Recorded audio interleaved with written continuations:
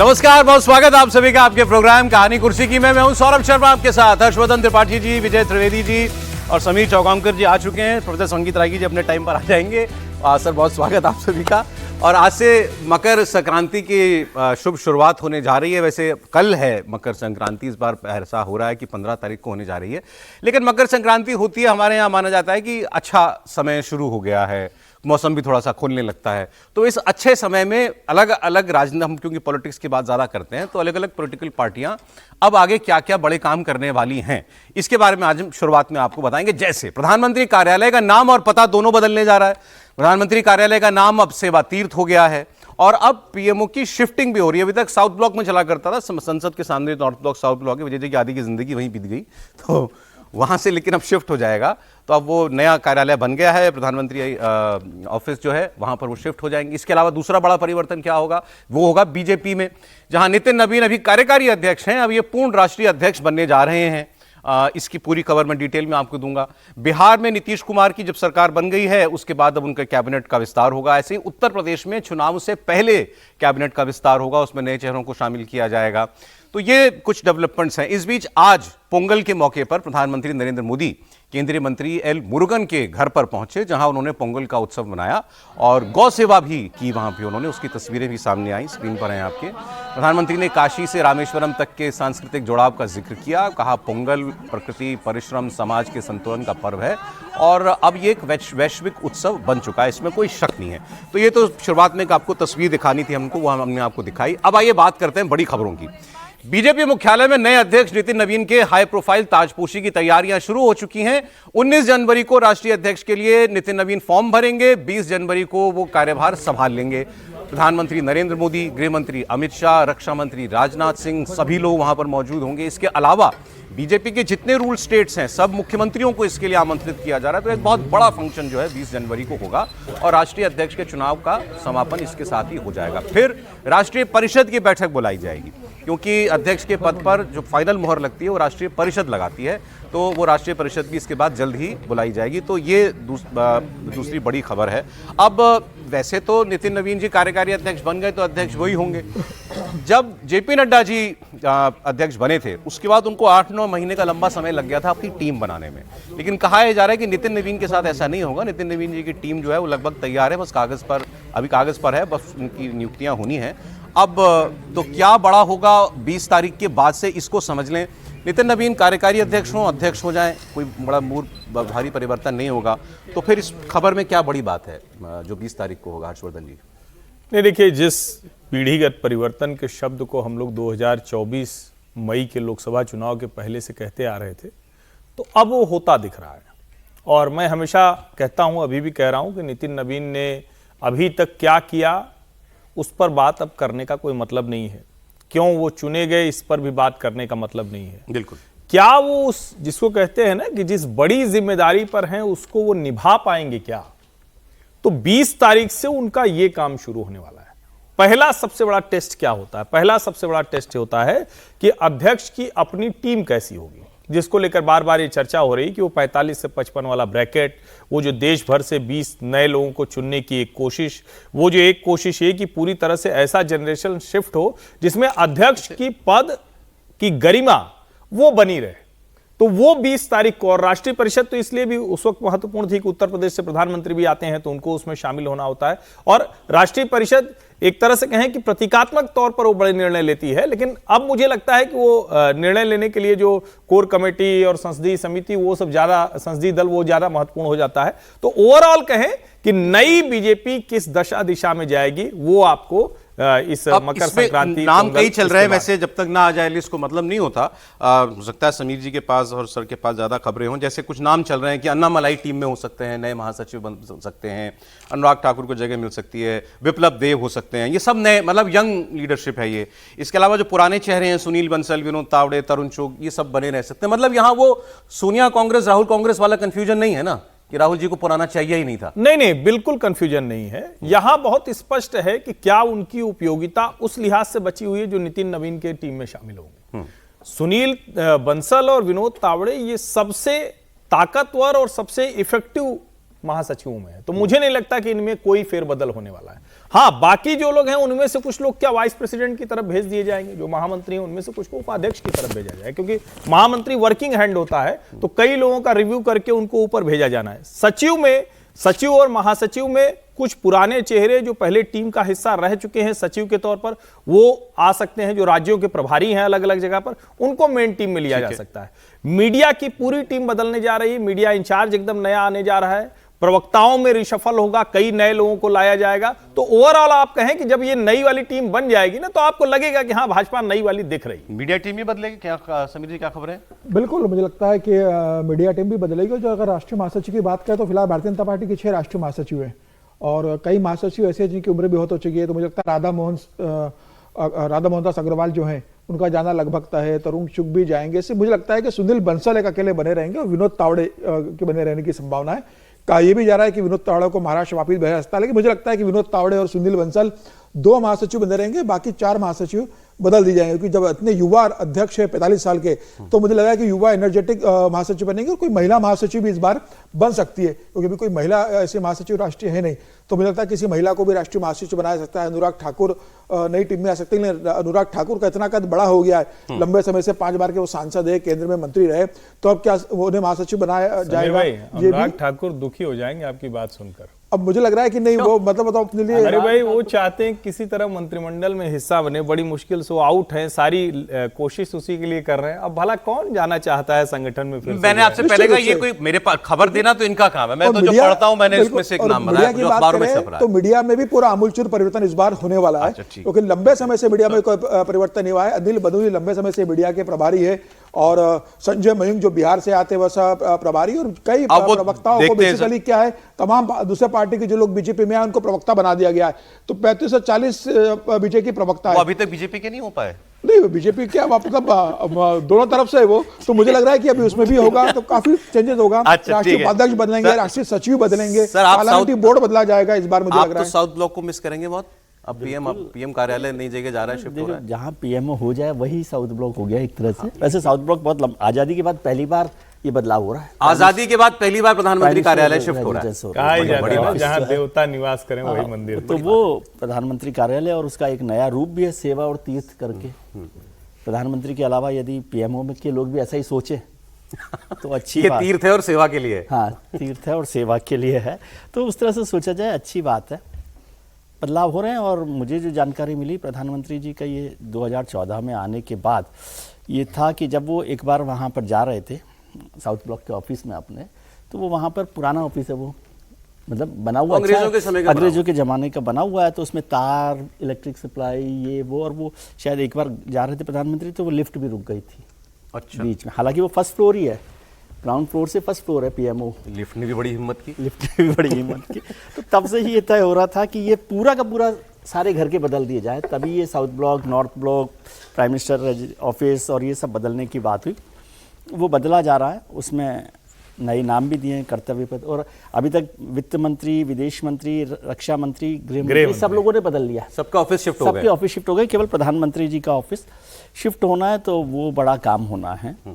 और अच्छा, नई तरीके से काम होगा। एक नया काम और हो रहा है, क्या सेंट्रल विस्टा प्रोजेक्ट का, सेंट्रल विस्टा प्रोजेक्ट का एक नया काम और हो रहा है कि इस बार जो बजट की कॉपी है वो पूरी तरह से डिजिटल है, केवल 200 कॉपी छापी जा रही है। तो हम कैसे पढ़ेंगे सर? नहीं, आप डिजिटल उस पर पढ़िए, नेट पर पढ़िए सब। 200 कॉपी छापी जा रही है। 4000 कॉपी नॉर्मली पहले 4 से 5000 कॉपी छापी जाती थी। और जो प्रेस थी वो नॉर्थ ब्लॉक के।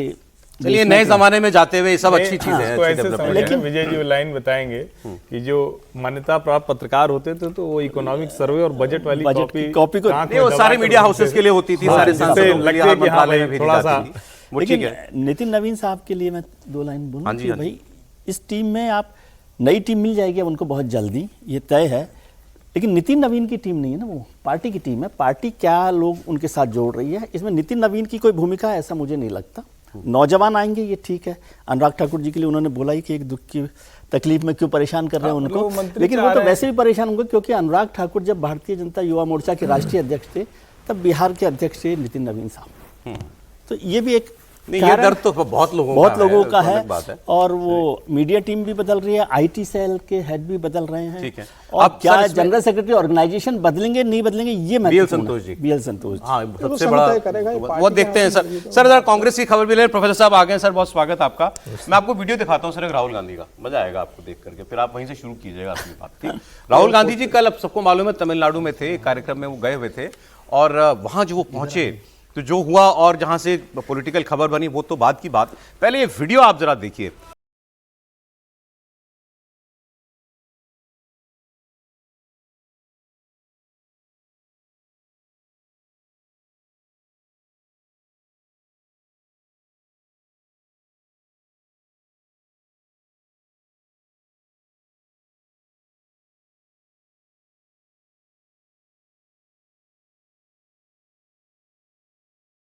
वहां इनको मैसूर के एयरपोर्ट पर रिसीव करने के लिए कर्नाटक के मुख्यमंत्री और उप मुख्यमंत्री दोनों पहुंचे हुए थे, सिद्धरामैया जी और डीके शिवकुमार जी। वो आपको स्क्रीन पर दिखाई दे रहा है। इसमें कंट्रोवर्सी जो है वो बाद में बताऊंगा, पहले पॉलिटिकल खबर। एक वीडियो तो ये आया, और एक वीडियो ऐसा आया जिसमें केवल डीके शिवकुमार और राहुल गांधी बात कर रहे हैं। वो वीडियो भी अगर है तो दिखा दीजिए। ये देखिए, सेटिंग सेम है ना। तो एक दोनों से भी बात हुई एयरपोर्ट पर, और एक अकेले डीके शिवकुमार से बात हुई। तो भाई, जब दोनों मिले होंगे, दोनों ने बात की होगी, तो दोनों तो नहीं कह सकते अपने मन की बात एक साथ, तो लेकिन अकेले तो डीके शिवकुमार कह सकते हैं। तो ये चर्चा कल से चल रही है, और बीजेपी वाले इसको खासकर उछाल रहे हैं कि राहुल गांधी से क्या बात की होगी, क्योंकि दिल्ली में अपॉइंटमेंट मिलना बड़ा मुश्किल होता है राहुल गांधी का। तो एयरपोर्ट पे पकड़ लिया उनको, अब एयरपोर्ट पर क्या बात हुई होगी, खासकर डीके शिवकुमार ने अकेले में क्या कहा होगा, साहब मेरी बारी, मुझसे कहा गया था, वादा था मुझसे, लेकिन पूरा नहीं हुआ मुझे चीफ मिनिस्टर बनाने का, क्या ऐसा कुछ कहा गया होगा। एनीवे, ये कोई नहीं जानता। लेकिन डीके सिद्धरामैया से सवाल प्रेस कॉन्फ्रेंस में इसके बाद पूछ लिया गया कि आप एयरपोर्ट पर मिले राहुल गांधी से, क्या बात हुई, और क्या इसके बारे में भी कोई बात हुई कि लीडरशिप में बदलाव होगा। उन्होंने कहा वहां हमने ऐसी कोई बात नहीं की भी होती तो बताते नहीं।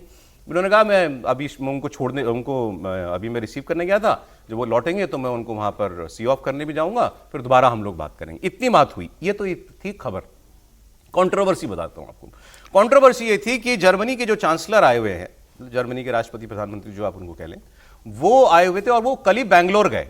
और इसी टाइम, जिस टाइम चीफ मिनिस्टर और deputy chief minister Rahul Gandhi को रिसीव करने के लिए एयरपोर्ट पर थे मैसूर में, वो बैंगलोर में लैंड कर रहे थे।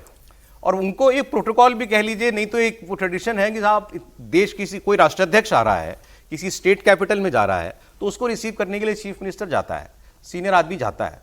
लेकिन दोनों बड़े जिम्मेदार आदमियों ने राहुल गांधी को मैसूर एयरपोर्ट पर, जो ट्रांजिट था, ऐसा भी नहीं कि वो वहीं किसी कार्यक्रम में वो आ रहे थे, केवल वहां पर रिसीव करने के लिए चंद मिनटों के लिए मौका मिल जाए कुछ कहने का, उनको वहां जाना ज्यादा मुफीद लगा, बजाय कि वो जर्मन चांसलर को रिसीव करने के लिए बैंगलोर में होते। ये कंट्रोवर्सी है, और जो लीडर ऑपोजिशन है कर्नाटक में बीजेपी के, उन्होंने इस बात को उठाया। उन्होंने कहा कि इसका मतलब इन लोगों का इंटरेस्ट जो है वो स्टेट इंटरेस्ट से या राज्य के हित से मेल नहीं खाता।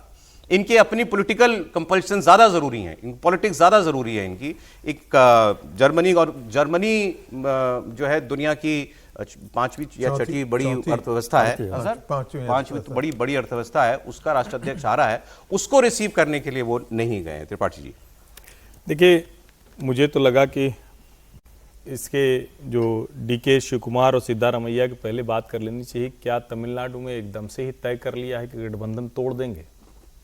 क्योंकि कोई वहां पे जननायक बनने की कोशिश करे तो द्रविड़ियन पार्टी कहां बर्दाश्त करेगी किसी, अब तो मतलब कुछ भी कहें, उनकी नज़र में तो आर्यन ही कहे जाएंगे ना, तो वो तो नहीं बर्दाश्त करेंगे। अब अगर यहां की बात करें तो मुझे लगता है कि ये कोई बहुत मतलब चौंकाने वाला नहीं, ये कांग्रेस का यही व्यवहार है। कांग्रेस की लीडरशिप का आप अगर देखें तो यही व्यवहार रहता है। राहुल गांधी के साथ, राहुल गांधी को लेकर अब उनको रिसीव करने जाने की बात हो, या आप कहें कि आप, अरे एक चला जाता, एक तो वहां रहता। अब कौन मैं जाता यही तो कह रहा हूं, आप समझ ही नहीं रहे हैं। पहले ये बताइए कौन जाता? आप बार बार वो चाह रहे हैं किसी एक का पक्ष कर। मैं कह रहा हूं कांग्रेस को समझिए, मुझे ये चौंका नहीं रहा है, यही नॉर्मल प्रैक्टिस है। मैं कह रहा हूं अगर कोई भी आया होता और उनको ये समझ में आ रहा है कि राहुल जी आ रहे हैं, तो भाई अपनी बात तो कर ले। और जो डीके शिवकुमार ने कहा कि अगर बात हुई भी होती तो बताते नहीं, बस यही इतना सच है। बाकी सब तो राजनीतिक जो एक तरह से कहे कि कलई चढ़ाई जाती है या उसके ऊपर कवर फायर दिया जाता है, वही है। लेकिन सचमुच ये दुर्भाग्यपूर्ण है, चाहे आप प्रोटोकॉल के लिहाज से कहें और चाहे राज्य के लिहाज से कहें, कि उस समझ में नहीं आ रहा है कि कांग्रेस लीडरशिप कुछ डिसीजन करना भी चाहती है या नहीं करना चाहती है। जी, आप अब ये प्रोटोकॉल का बहुत बड़ा मामला बनता है। यदि कोई बड़ा राष्ट्राध्यक्ष आ रहा है तो कायदे से यदि डिस्ट्रिक्ट में जाता है तो डिस्ट्रिक्ट का जो हेड है, डीएम है, ये उसका दायित्व तो बनता है कि उस प्रोटोकॉल में वहाँ पर वो खड़ा रहे। वैसे ही यदि कोई राज्य में यदि जाता है तो ये मुख्यमंत्री का ये दायित्व तो बनता है।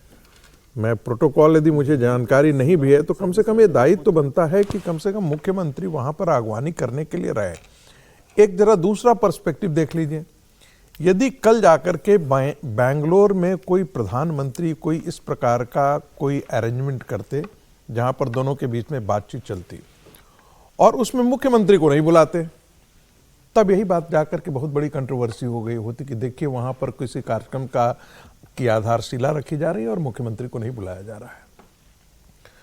क्यों बुलाया जाए? यदि नहीं बुलाया जाए तो क्या फर्क पड़ता है? आपसे तो कोई लेना देना नहीं है, लेकिन फिर भी बुलाया जाता है।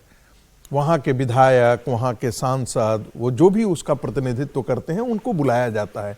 और इसीलिए कहते हैं, ये तो कांग्रेस पार्टी ही बार बार कह रही है कि बाहर के राष्ट्राध्यक्ष आते हैं, हमको मिलने नहीं राहुल गांधी से नहीं मिलवाया नहीं जाता है। राहुल गांधी से नहीं मिलवाया जाता है, लेकिन उनके बाकी जो मुख्यमंत्री है, उप मुख्यमंत्री है, वो तो मिल सकते थे। और इससे एक अलग संदेश भी जाता है। इससे क्या संदेश दिया जाता है? उनकी तौहीन की जा रही है। ऐसा तो नहीं है कि भारत के अंदर जो जर्मन दूतावास है इन चीजों को निगरानी नहीं कर रहा होगा। ऐसा तो नहीं है कि जब भारत में अंदर जो जर्मन दूतावास है वो इस चीज को देख नहीं रहा होगा। यदि मान लेते हैं कि प्रधानमंत्री यहां से चले जाते हैं, अमेरिका चले जाते हैं और वहां पर यदि किसी प्रांत में जाते हैं और वहां का गवर्नर नहीं रिसीव करने के लिए आता है, तो क्या किस प्रकार की बातें निकलेंगी, किस प्रकार की बातें बनेंगी? ये तो बहुत बड़ी बात होती है, बहुत बड़ी बात होती है। किसको कौन रिसीव करने आया, कैसा ट्रीटमेंट मिला, कई बार कैसे प्रधानमंत्री क्यों सारे प्रोटोकॉल तोड़ करके चले जाते हैं, गाड़ी के अंदर एक साथ सेल्फी क्यों लेते हैं, इससे एक मैसेजिंग होती है। अब सर मुझे लगता है कांग्रेस पार्टी ने इन सारी चीजों को जिसे कहते हैं ना, कल एक और मैसेजिंग हुई सर, लेकिन वो मैसेजिंग जो है अब वो कैसी रही आप बताइए। थोड़ी सी बात हो पाई थी कल, वो एक फिल्म का डायलॉग है, वो मैं पूरा नहीं बोलना चाहता, ये तो होना ही था, वही हो गया। जो कांग्रेस चाइनीज कम्युनिस्ट पार्टी, चीनी कम्युनिस्ट पार्टी का प्रतिनिधिमंडल दिल्ली में आकर के बीजेपी और आरएसएस से मिला और हेडक्वार्टर में जाके मिला, बीजेपी हेडक्वार्टर में और संघ हेडक्वार्टर में जाकर के मिला। इस पर कांग्रेस पार्टी ने वही किया जो करना बनता था उनका, और उन्होंने सवाल पूछे कि अभी ऑपरेशन सिंदूर में हमारी सेना ने बताया कि अब सारे हथियार जो दिए हुए थे वो चीन के दिए हुए थे, सारी सैटेलाइट इमेज चीन दे रहा था, पूरी मदद कर रहा था चीन उनकी। गलवान में जो हुआ वो सबके सामने है। इसके अलावा आपके लद्दाख में जिस तरीके से वो तो कह रहे हैं हमारी जमीन हड़पी हुई है, अरुणाचल में जो वो कर रहा है, ये सबके सामने है। इसके बाद भी आपने उनको ऐसा रेड कारपेट वेलकम क्यों दिया, लाल आंख क्यों नहीं दिखाई किसी ने? और बीजेपी आरएसएस दोनों उनको एंटरटेन कर रहे हैं हेडक्वार्टर में जाकर के। तो ये बातें हुई हैं, इस पर बयान है हमारे पास पवन खेड़ा जी का जो है कांग्रेस पार्टी की, सुना देते हैं आपको। दिक्कत इससे भी नहीं है कि 9, 10, 11, 12 बार प्रधानमंत्री शी जिनपिंग से मिलते हैं, झूला झूलते हैं, उन्हें बांध करके यूं सर झुका के खड़े रहते हैं, उससे भी दिक्कत नहीं है। चलिए ये भी मान लेते हैं, अपना अपना चरित्र होता है, अपनी अपनी रीढ़ की हड्डी होती है, उनकी इच्छा, उससे भी दिक्कत नहीं है। रीढ़ की हड्डी नहीं है, उससे भी दिक्कत नहीं है। दिक्कत है इस सब का नतीजा भारत के लिए क्या होता है। दिक्कत आपकी नीयत में है, हमें दिक्कत आपकी नीयत से है, हमें दिक्कत आपकी इन तमाम बैठकों से जो बंद दरवाजों में होती हैं उसके बाद जो खामियाजा। अब आगे क्योंकि लंबी बात है, सार आप समझिए गए, उन्होंने जो सवाल पूछे वही उन्होंने पूछे। अब बात तो सही है भाई, कल भी हमने थोड़ी सी बात इस पे की थी। कांग्रेस पार्टी को इस बात का डर है क्या कि जो कम्युनिस्ट पार्टी के साथ जो कांग्रेस के संबंध हो उसके बारे में जानकारी? सर अब वो बात आप वो ठीक है, वो भी आप कह लीजिएगा, लेकिन सही बात है, ये मीटिंग अगर कांग्रेस ने की होती तो क्या कौन सा आसमान टूटा होता? दोनों बैठकों का अंतर भी आपने कल बताया था, वो भी ठीक है, लेकिन कांग्रेस के सवाल जायज है क्या? कि कांग्रेस के राजनीतिक तौर पे सवाल जायज है, क्योंकि आप कांग्रेस को बार बार इसी पर पिछले 2 साल से 3 साल से घेर ही रहे हैं कि चाइना से मुलाकात, चाइना सीपीसी से मुलाकात राहुल गांधी की और जो भी बातें हुई, तो एक पॉलिटिकल सवाल तो उनका बनता ही है कि भाई आप ऐसा कर रहे हैं। और अभी तो आपने उपेंद्र द्विवेदी साहब को नहीं सुना शायद, कल जो बोले ना, हाँ, क्या बोले थे वो? बोले कि चीन ने एक सीमा, एक जगह पर, हिस्से पर कब्जा कर लिया हमारे। ये हमारे आर्मी चीफ बोल रहे हैं ऑफिशियल रिकॉर्ड पर। और उस समय भारतीय जनता पार्टी का प्रतिनिधिमंडल सीपीसी से मिल रहा है।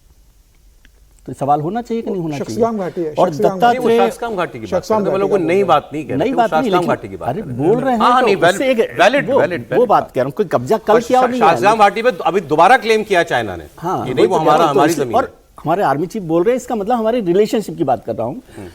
उसमें अगर कोई रूलिंग पार्टी ऐसा मिलती है तो सवाल तो खड़े होते हैं। सवाल मैं तो पहले भी कहता था कि राहुल गांधी मिले, कांग्रेस मिले, बीजेपी मिले, कोई फर्क नहीं है। सब देशों में ऐसा पॉलिटिकल मुलाकात होती रहती है, ये सब चलते रहते हैं, एम्बेसी से मिलते हैं। और अभी तो नड्डा साहब ने 85 एम्बेसडर और हाई कमिश्नर से मुलाकात की थी। आरएसएस चीफ लगातार जो फिर आप मुझे पॉलिटिक्स से इतर बताइए, इस मीटिंग में कोई प्रॉब्लमेटिक चीज थी क्या?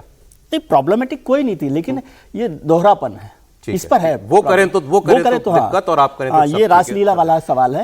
लेकिन एक चीज और मैं जोड़ दूं, कर्नाटक पर आपने चर्चा की, मैं अभी होम एमईए का वो देख रहा था नोट, तो उसमें केंद्र सरकार ने या एमईए ने चीफ मिनिस्टर को नहीं कहा कि आप वहां प्रोटोकॉल के तौर पर रहें। ठीक है, the central government hasn't asked to Karnataka, कहा जाएगा तो ही जाना प्रोटोकॉल के तौर पे तो जाएंगे, कैसे जाएंगे? अच्छा, चलें, उसमें नहीं कहा गया। और गवर्नमेंट ने जिस मिनिस्टर के लिए उन्होंने कहा कि एक मिनिस्टर को रहना चाहिए, वो मिनिस्टर जो लार्ज एंड मीडियम इंडस्ट्री के मिनिस्टर हैं, वो प्रोटोकॉल में वहां रहे। एक बार फिर मैं, ठीक है, वो चर्चा में आपने उस रिकॉर्ड स्ट्रेट कर दिया। ये जो बात हम लोग कर रहे थे कि चीनी प्रतिनिधिमंडल जो मिला है, मैं बीजेपी की प्रतिक्रियाएं ढूंढ रहा था, तो इतनी ही प्रतिक्रिया मुझे मिल पाई कि वो हमारी कार्यशैली समझने के लिए आए थे। हमने कोई देशों के रिश्तों की बात नहीं की है, वो पार्टी टू पार्टी डायलॉग था, हम कैसे काम करते हैं ये वो समझना चाहते थे। और ये उनकी पहल पे हुआ है, हमने उनको नहीं बुलाया। ये बीजेपी का पक्ष है इसमें। लेकिन क्या इससे कांग्रेस के सवालों के जवाब मिल जाते हैं? देखिए, मुझे लगता है कि अगर भारतीय जनता पार्टी इस बैठक को अवॉइड कर सकती तो वो ज़्यादा बेहतर रहता। अभी ऐसा कुछ भी नहीं था कि चीनी प्रतिनिधि से आपको बैठक करना जरूरी हो। और जब सीमा पर तनाव हो, चीन के साथ आपके संबंध जिस स्तर पर अभी गए हुए हैं, उसमें मिलाकर डेलीगेशन से बीजेपी मुख्यालय में मिलना, फिर उनका संघ कार्यालय जाना और संघ में जाता तो हजबुल्ली से मुलाकात करना, विवाद तो होगा, प्रश्न तो उठेंगे इस लेके, क्योंकि चीन को लेकर जिस तरह से हमारे ऐसे का बयान आया था, जिस तरह से विदेश मंत्री का बयान आया था, जिस तरीके से चीन का भी शक्सकाम घाटी को लेकर आया है कि वो हमारी है और हम कह रहे हैं कि नहीं वो हमारी जगह है, चीन ने उस पर कब्जा करके रखा है। तो और जिस तरीके से ऑपरेशन सिंदूर में चीन की भूमिका पाकिस्तान के साथ रही है, तो मुझे लग रहा है उसका कोई देखते हुए अभी ऐसी कोई औचित्य नहीं था कि आप चीन के साथ बैठे और चीन को यह समझाओ कि भारतीय जनता पार्टी कितनी बड़ी हो चुकी है। ये संवाद अभी तो भाई दो देशों के बीच संवाद होना जरूरी है, दो पार्टियों के बीच संवाद करने की अभी कोई जरूरत नहीं थी। और लेकिन ये रहा है। देखिए, चीन संघ से मिलने क्यों गए? वो जानते हैं ना कि शक्ति का स्रोत का है, ताकत कहां से आती है। जब अटल बिहारी वाजपेयी और लालकृष्ण आडवाणी मुंबई जाते थे तो बाला साहब ठाकरे से मिलने मातोश्री जाते थे, मुख्यमंत्री से मिलने नहीं जाते थे। वो जानते थे कि ताकत का वो सब बातें ठीक है, बात वो इसलिए गए वहां पर मिलने। इन्होंने कल एक शब्द इस्तेमाल किया था, ऑप्टिक्स के लिहाज से ठीक नहीं। अब अखिलेश यादव का आपको उस पर पोस्ट पता है, तो यही तस्वीर पोस्ट करके अखिलेश यादव लिख रहे हैं, जब मुलाकात हो ही रही है तो इन्हीं से देश का क्षेत्रफल पूछ लीजिए, कितनी जमीन आपका कितना हिस्सा बनता है, आप कितना है, हमारा कितना है। देखिए, मुझे लगता है कि मतलब उस पर सब बात कर चुके हैं। मैं लगातार ये कह रहा हूं कि बैड ऑप्टिक्स है, बैड पॉलिटिक्स है। लेकिन कल जो मुझे भी जानकारी मिली, और कल अब तो ये बाकायदा न्यूज़ में आ गया है, खबरों में आ गया है, उस मीटिंग में भी भारतीय जनता पार्टी के प्रतिनिधिमंडल ने क्या कहा? उन्होंने कहा कि अगर ये बॉर्डर इश्यूज इस तरह से बने रहे तो ये संभव नहीं है, क्योंकि वो बहुत पावरफुल आदमी है जो सू हायान नाम है उनका, संभवतः वाइस मिनिस्टर है, वाइस मिनिस्टर है उनका, जो लाइजेंड डिपार्टमेंट इंटरनेशनल उसके।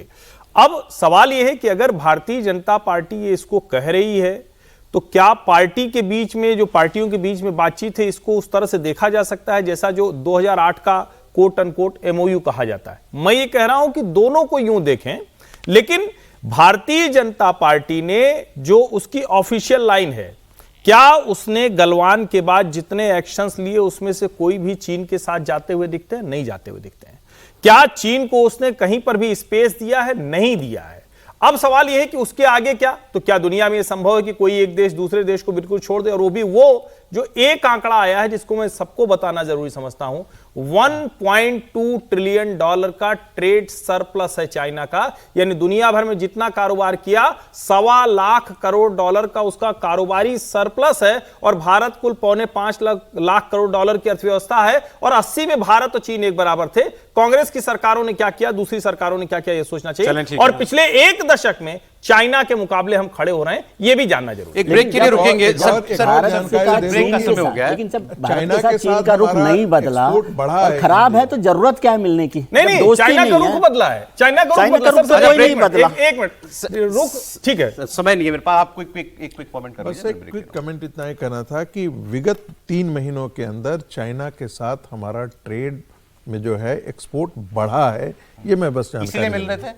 नहीं, मैं इसलिए नहीं जानकारी, मैं इसलिए नहीं कर रहा हूं। नहीं, मैं इस बात से अरुण सिंह जी व्यापार प्रकोष्ठ के अध्यक्ष रहे बहुत समय तक। नहीं, मैं इस बात से सहमत हूं। कई बार हम वो होता है ना, हम कई बार उसे मैं बोलना मैं नहीं चाहता हूं, लेकिन क्या करें, कई बार हमको लगता है ना कि जब तक हम बड़े लोग ये विदेशियों से मिल नहीं लेंगे ना, तब तक हम अपने आप को बड़ा नहीं बना। वही सिंड्रोम आ गया। बात महाराष्ट्र की करते हैं।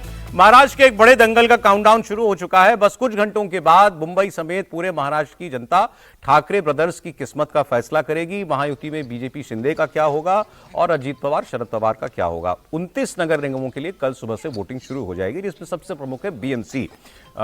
उस बीएमसी मतलब 75,000 करोड़ रुपए का बजट, 227 सीटें, जहां पर पिछले 30 साल से ठाकरे का दबदबा है। यूं कहें कि अनडिवाइडेड शिवसेना वहां हमेशा उस सत्ता केंद्र उसके पास रहा, लेकिन अब शिवसेना भी दो फाड़ हो चुकी है। अब देवेंद्र फडणवीस, अजीत पवार, एकनाथ शिंदे, उद्धव ठाकरे, राज ठाकरे से लेकर असदुद्दीन ओवैसी, और अब तो छोटे ओवैसी भी, अकबरुद्दीन ओवैसी, सब बड़े बड़े तेवर दिखा रहे हैं, सब मैदान में हैं। लोकल बॉडी इलेक्शन है, लेकिन इसमें खेल बड़े बड़े हो रहे हैं। कैंपेन में हिंदू मुसलमान आ ही जाता है हमारे यहां चुनावों में, और ये चुनाव भी उससे अलग नहीं था। आते आते कैंपेन के लास्ट फेज में खुलकर हिंदू मुसलमान के तर्ज पर बयानबाजियां हुई, भारत पाकिस्तान तक बात पहुंच गई। लेकिन इस पूरे इलेक्शन में राहुल गांधी और प्रियंका गांधी दिखाई नहीं दिए हैं। अब कांग्रेस पार्टी वैसे वीबीए के साथ लड़ रही है बीएमसी का चुनाव, लेकिन आप अकेले ही समझिए, कांग्रेस पार्टी ने कहा कि हम महाविकास आघाड़ी का हिस्सा नहीं है। उसका एक बड़ा रीजन ये भी था कि राज ठाकरे आ गए थे उद्धव ठाकरे के साथ, और उसके अलावा जगह जगह पर जहां जहां जैसा जिस पार्टी को ठीक लगा उसके साथ उसने अलायंस कर लिया। जैसे पुणे बेल्ट में जो है शरद पवार अजीत पवार एक हो गए हैं, कई जगह पर शिंदे सेना और बीजेपी एक है, कई जगह पर एक साथ नहीं है, कहीं कहीं तो बीजेपी कांग्रेस भी एक साथ हो गई थी, ऐसा भी एक मौका बीच में आ गया था। तो ये लेकिन है बड़ी बात, और माना जा रहा है अभी तक जो पोलस्टर्स वगैरह हैं उनका एक कहना है कि इसमें कोई सरप्राइज नहीं मिलना चाहिए, और बीजेपी और मतलब महायुति को ज्यादातर नगर पालिकाओं में और बीएमसी में भी जीत हासिल होनी चाहिए। लेकिन मुंबई का मामला उतना सरल नहीं है जितना बाकी जगह का शायद हो सकता है, क्योंकि मुंबई में ठाकरे ब्रदर्स, उद्धव ठाकरे और राज ठाकरे, उनका एक होल्ड है। और हम लोग पहले भी बात कर रहे थे कि पूरे महाराष्ट्र के विधानसभा इलेक्शन में जो वोटिंग आया, परसेंटेज निकला, उसमें 12% था मात्र दोनों ठाकरे को मिलाकर के। लेकिन अगर उसमें से केवल मुंबई अलग कर लेते हैं तो वो 31% हो जाता है। तो इस लिहाज से मुंबई की लड़ाई रोचक तो है, लेकिन क्या ये एक तरफा होगी या इसमें कोई अपसेट होगा, इसकी बात हम करेंगे। कुछ बयान में आपको सुना देता हूं जल्दी जल्दी दावे। देवेंद्र फडणवीस, आदित्य ठाकरे, इस लोग क्या कह रहे हैं, सुन लीजिए।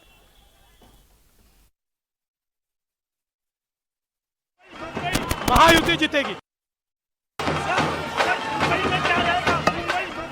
महायुति जीतेगी। आज चुनाव प्रचार का आखिरी दिन है। आप देख रहे हो जिस जोश में, जिस जल्लोश में आज माहौल पूरे महाराष्ट्र में है। शिव शक्ति यानी उद्धव साहब और राज साहब के पीछे पूरी जनता साथ में आई है। लाडली बहन योजना हो या कोई भी योजना हो, अभी भाजपा पे विश्वास कोई रखता नहीं है। पिछले 6 महीनों से लाडली बहन के कोई ये नहीं दिए थे, पेमेंट नहीं दी थी। अगर मुंबई देवेंद्र जी के हाथों में जाए, जो पिछले 4 साल में प्रशासक करके वो कर रहे हैं, तो मुंबई को पूरा का पूरा वो अदानी के हाथों में देंगे। आए ये जो बात कह रहे थे ये इनके हाथों में दे देंगे। जब उद्धव ठाकरे राज ठाकरे ने रैली की थी तो 10 मिनट तो केवल एक नक्शे पे ये बताया था 2014 से 24 के बीच में 26 तक अडानी कहां से कहां पहुंच गए, ये बताया था।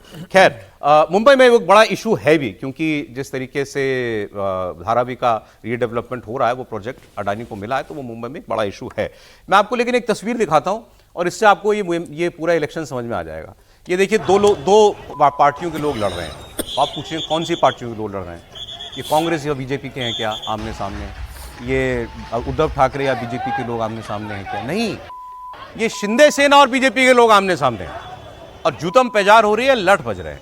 ये अंबरनाथ का इलाका है, अंबरनाथ की कॉन्स्टिट्यूंसी। यही हुआ था ना सर, जहाँ बीजेपी और कांग्रेस भी लोकल लेवल पर हो गया था कि एक साथ, तो यहीं पर ये मारपिटाई हुई। और ये शिवसेना यूबीटी की सांसद हैं, उन्होंने इसको, प्रियंका चतुर्वेदी जी ने पोस्ट किया है कि ये है असलियत वहाँ यूपी की। अब आप बताइए चल क्या रहा है महाराष्ट्र में? देखिए, अमरनाथ अगर देखा जाए तो बेसिकली ये श्रीकांत शिंदे की कॉन्स्टिट्यूंसी, वहाँ से कल्याण डोंबिवली से श्रीकांत शिंदे जो एकनाथ शिंदे के बेटे वो सांसद है वहाँ से, और ठाणे का क्षेत्र आता है। ठाणे, कल्याण, डोंबिवली, अंबरनाथ, ये पूरा एकनाथ शिंदे के डोमिनेंस का क्षेत्र है। और भारतीय जनता पार्टी का भी यहाँ संगठन मजबूत है। तो चुनाव हुआ तो कांग्रेस ने भी बेहतर प्रदर्शन है, कांग्रेस ने 12 सीटें जीती थी इसमें। तो बीजेपी और कांग्रेस ने मिलकर 15 सीटें बीजेपी की थी, तो बीजेपी और कांग्रेस ने मिलकर अपना अध्यक्ष बना लिया। तो कांग्रेस ने अपने 12 जो पार्षद थे उनको पार्टी से निकाल दिया बीजेपी के साथ जाने पे, तो 12 के 12 वो बीजेपी में शामिल हो गए। लेकिन सबसे बड़ी पार्टी जो बनके उतरी थी वहाँ पर शिवसेना आई थी। शिवसेना को 27 वहाँ पर सीटें मिली थी।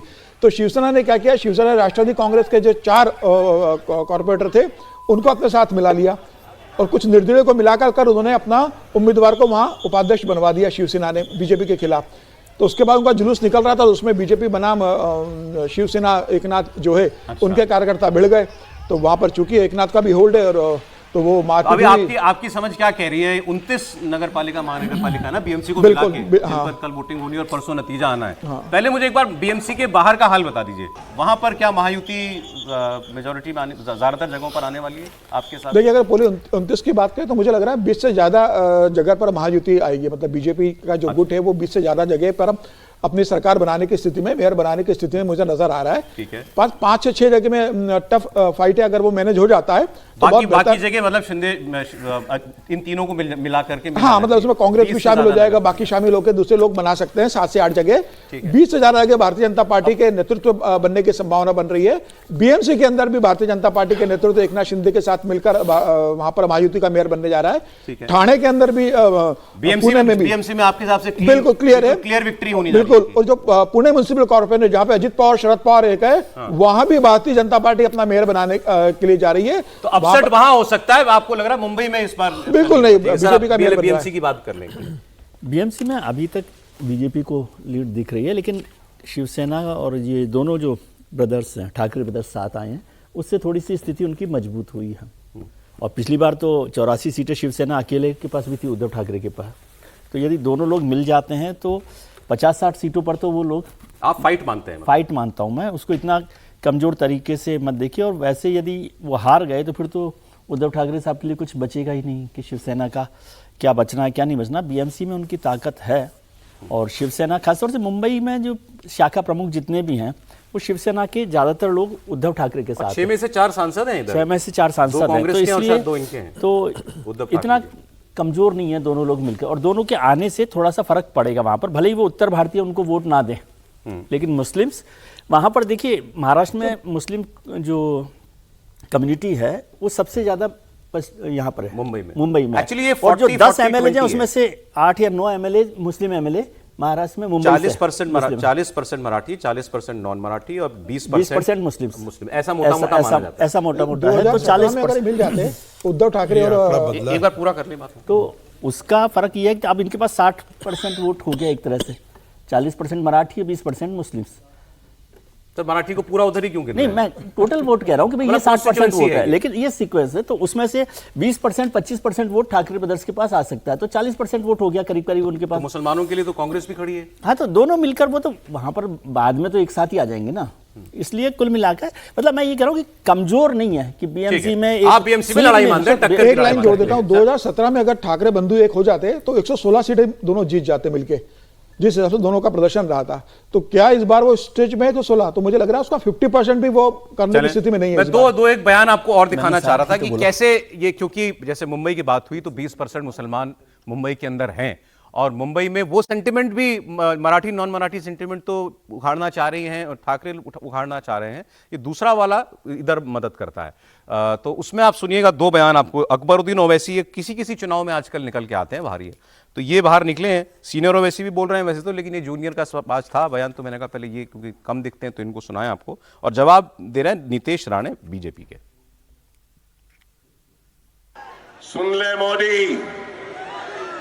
सुन ले मोदी भक्तों, सुन लो सुनने वालों, ना मैं अपना कलमा छोड़ने तैयार हूं, ना मैं अपनी कुरान छोड़ने तैयार हूं, ना मैं अपनी शरीयत छोड़ने तैयार हूं, ना मैं अपनी मस्जिद छोड़ने तैयार हूं, ना मैं अपना हिजाब छोड़ने तैयार हूं, ना मैं अपनी बस्ती छोड़ने तैयार हूं, ना ही मैं अपने मुल्क हिंदुस्तान को छोड़ने तैयार हूं। ये मुल्क मेरा था, मेरा है, मेरा रहेगा। मैं इस घर का किराएदार नहीं हूं, मैं इस घर का मालिक हूं। जितना ये मुल्क मोदी का है उतना ही ये मुल्क अकबरुद्दीन ओवैसी का भी है। 15 तारीख के बाद अगर किसी ने भी यहाँ हमारे इस हिंदू समाज के लोगों के साथ कुछ भी मस्ती की तो 16 तारीख को या पटाखे फोड़ने में खुद आऊंगा, ये भी इधर कह के जा रहा हूँ। कोई भी आई लव मोहम्मद वाला चुन के नहीं आना चाहिए, कोई भी चुन के नहीं आना चाहिए। फिर यहाँ से दफन भूमि तक ये लोग रुकेंगे नहीं। यहाँ पे लैंड जिहाद के नाम पे, लव जिहाद के नाम पे यहाँ का हिंदू समाज को यहाँ से खत्म कैसे करना है, इस तरीके का षड्यंत्र इन लोग का शुरू हो जाएगा। उनको अब लोकल इलेक्शन में भी त्रिपाठी जी इसकी जरूरत होती है। भाई अकबरुद्दीन ओवैसी चलो मैं मान लेता हूँ, हालांकि नीतीश राणे भी और क्या बोलते हैं, यही बोलते हैं जब भी बोलते हैं, लेकिन इसकी जरूरत पड़ रही है इस इलेक्शन में भी। दरअसल लोकल इलेक्शन में ही इसकी लोकल इलेक्शन में ज़्यादा हो जाती है।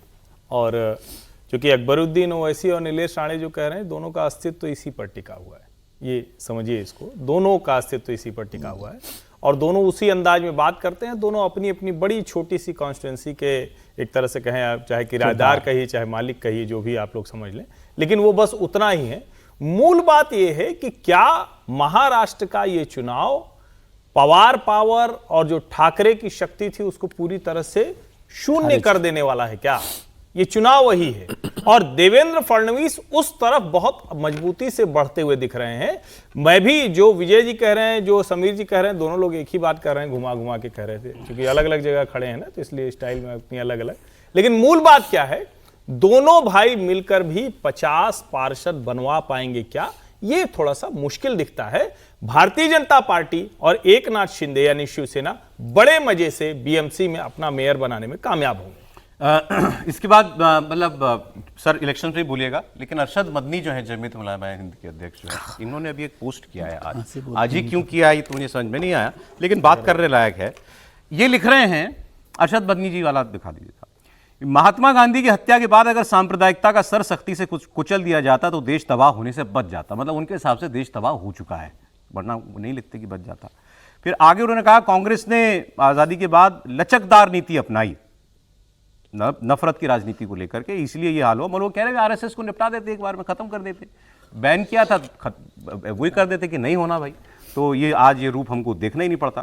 फिर आगे लंबा चौड़ा उन्होंने लिखा है, लेकिन जो उसमें एक बात उन्होंने एक हिस्टोरिकल फैक्ट लिखा है, इसलिए प्रोफेसर साहब को मैं जानना चाह रहा हूँ। आज की पीढ़ी उस इतिहास से अनभिज्ञ है कि आज़ादी से पहले ही जमीयत उलमा हिंद के नेतृत्व ने कांग्रेस के नेताओं से एक लिखित आश्वासन लिया था प्रोफेसर साहब कि आज़ादी के बाद देश का संविधान सेक्युलर होगा, जिसमें सभी धार्मिक अल्पसंख्यकों को पूर्ण धार्मिक आज़ादी होगी।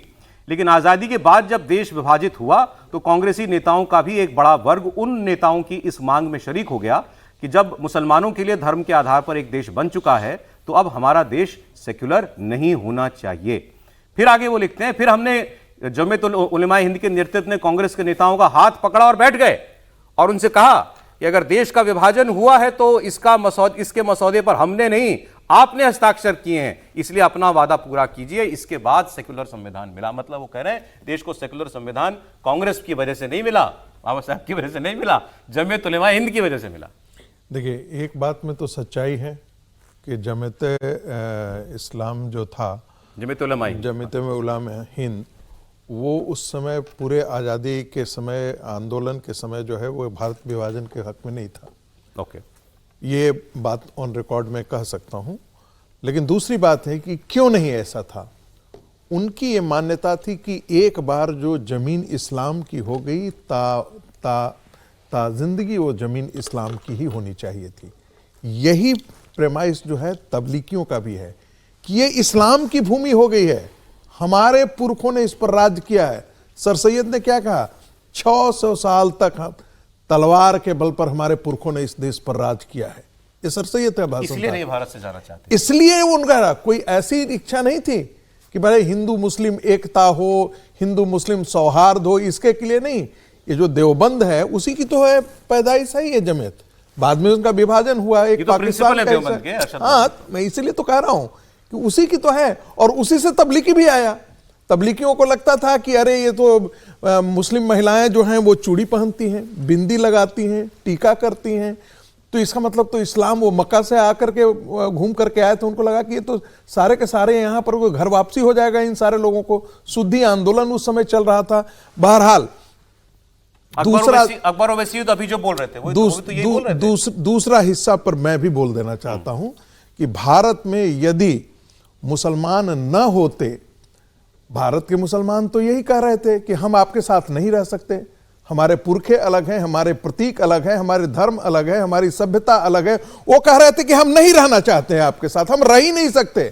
हमारे नेताओं को जिद थी कि हम साथ रह करके दिखाते हैं, तो साथ रह करके दिखाते हैं। तो देखो भुगत रहो, आज जो देश भुगत रहा है वो हमारे नेताओं की गलतियों के कारण भुगत रहा है। इन्होंने जिक्र किया है ये मेरे पर्सपेक्टिव है। जब आजादी के बाद क्योंकि कैंसर जो है ना, जब फैलता है तो पूरे शरीर में फैलता है ना, ऐसा थोड़े है। वो लिख रहे हैं जब आजादी के बाद मुस्लिम विरोधी दंगे शुरू हुए तो महात्मा गांधी ने उसके खिलाफ अनशन किया, लेकिन कुछ कांग्रेस के नेताओं को भी ये बात अच्छी नहीं लग रही थी। तो ये क्यों हम भूल जाते हैं कि सरदार पटेल की मारने के लिए यहां पर दिल्ली के अंदर मस्जिदों से नई गोलियां चलाई गई थी? इस बात की पीढ़ी कौन जानता है? और आजादी के बाद सबसे पहले दंगे भी कहां पर हुए थे? 1954 और 56 में मेरठ और अलीगढ़ के अंदर हुए थे, जो मुस्लिम बहुल इलाके थे। दंगे तो उस समय भी शुरू हो गए थे, लेकिन फिर भी हमारे नेताओं के दिमाग में एक कीड़ा भरा हुआ था कि हम इनके साथ रह सकते हैं। तो रह सकते हैं तो आज देखिए आप लैंड जिहाद जेलिए, आपको क्यों परेशानी हो रही है? पश्चिम बंगाल की देन है। पश्चिम बंगाल में भी वैसे एक स्टेटमेंट ऐसा आया, बयान के लिए समय नहीं होगा इसलिए पहले बता देता हूं आपको। सुकांत मजूमदार पहले इनके अध्यक्ष थे, अब शायद सिर्फ सांसद हैं। हाँ, सांसद। तो उन्होंने स्टेटमेंट दिया कि जब पश्चिम बंगाल में 60% मुसलमान हो जाएंगे, अभी 35% माने जाते हैं, तो अब 60% हो जाएंगे तो ये बैनर्जी और चैटर्जी मुख्यमंत्री नहीं बनेंगे कभी। ये बात तो ममता बनर्जी को उलाने में कह रहे थे कि तब तो आप भी नहीं बन पाएंगी, जिनकी हिमायत आप करती हैं, एक बार उनकी पॉपुलेशन इतनी हुई तो आप भी नहीं बन पाएंगे। ये बीजेपी के सांसद का स्टेटमेंट था। ममता बनर्जी ने क्या कहा? ममता बनर्जी ने अब एसआईआर का मुद्दा उठाया हुआ है और वो कुछ बातें कह रही हैं कि ये 1,36,00,000 लोगों के नाम काटने की तैयारी जो कर रहा है चुनाव आयोग एसआईआर के नाम पर, ये कौन है, इनकी लिस्टें कहाँ हैं, ये किसी के पास नहीं है, ये नाम किसी को नहीं मालूम, हमको तो नहीं दिया गया। कौन है सस्पेक्ट जो माने जा रहे हैं, चाहे घुसपैठ ही कहिए या जिनके कागज ठीक नहीं है। और उन्होंने कहा ये जो 54 लाख नाम काट दिए गए ऑलरेडी फर्स्ट फेज में, उनकी भी लिस्ट हमको नहीं दी गई है। और व्हाट्सएप पर सारा एसआईआर का ड्राइव चलाया जा रहा है, सारे निर्देश व्हाट्सएप पर आते हैं बीएलएस को, ये उनका कहना, बीएलओस को चुनाव आयोग की तरफ से, और बिल्कुल आर्बिट्ररी तरीके से सारा मामला चल रहा है। और मामला भी सुप्रीम कोर्ट पहुंचा हुआ है। सुप्रीम कोर्ट में इलेक्शन कमीशन ने एक इंपॉर्टेंट बात की, वो भी आपको बता दूं। इलेक्शन, क्योंकि बार बार सुप्रीम कोर्ट में पहले भी जब बिहार के समय गया था तो यही बात होती थी कि ये नागरिकता जांचने का काम कर रहे हैं, नागरिकता जांचना इनका काम ही नहीं है। तो एक बार फिर इलेक्शन कमीशन ने जवाब देते हुए कहा है कि नागरिकता जांचना हमारा काम है, क्योंकि नागरिकता जांचे बगैर वो वैध वोटर है ये हम कैसे पता लगाएंगे। नागरिकता जांचना हमारा काम है, उसको बाहर निकालना हमारा काम नहीं है। हमें अगर कोई सस्पेक्ट मिल गया कि भाई ये मुझे यहां का आदमी नहीं लगता, हम उसको वोटर लिस्ट में नहीं जाने देंगे, ये तो मेरी जिम्मेदारी है। मैं उसके बाद उसकी जानकारी गृह मंत्रालय को दूं या ना दूं, और वो उसके ऊपर क्या कार्रवाई करे, उसको देश निकाला दे, जो मर्जी करे, वो अलग विषय है। लेकिन ये जांचना कि ये सिटीजन ऑफ इंडिया है या नहीं है, ये मेरा काम नहीं है, तो फिर किसका काम है? ये बात वो कह रहे थे समीर जी। देखिए, ममता बनर्जी अभी इतने एसआईआर को लेकर जिसका जिक्र कर रही है और बोल रही है कि भाई उनके व्हाट्सएप पे सब चल रहा है, कोई डाटा नहीं मिला गया। आज तो ममता बनर्जी के लिए हाईकोर्ट में दिल्ली में सुनवाई, कलकत्ता हाईकोर्ट में सुनवाई हो रही है आज, जो ममता बनर्जी ने किया था, आज उसकी सुनवाई होने वाली है। हाँ, उस पर आज सुनवाई होने वाली है। तो ममता बनर्जी को जरा इंतजार करना चाहिए। अभी हाईकोर्ट के ऑब्जर्वेशन आते हैं। और चुनाव आयोग ने जब पहली बार बैठक ली थी बंगाल के अंदर, तब तो टीएमसी के सब लोग गए थे, उन्होंने पूरा बता दिया था कि आपको कॉपी मिलेगी, और कॉपी मिली है इनको। और अभी 4 दिन पहले मना कर रही, बोले हमें कोई डेटा नहीं मिला। 4 दिन पहले जो नाम काट दिए वो लिस्ट हमारे पास 4 नहीं है। दिन पहले तो इनके भतीजे अभिषेक बनर्जी ने जब टीएमसी के नेताओं की बैठक ली, तब उस बैठक में उसने कहा कि हमारा कोई भी सारे बीएलओ को एक्टिव कर दो, जो सूची आई है उससे मिलान करो, और जितने लोग छूट गए उनके नाम कैसे जोड़ सकते हैं उसके ऊपर आप फोकस करो।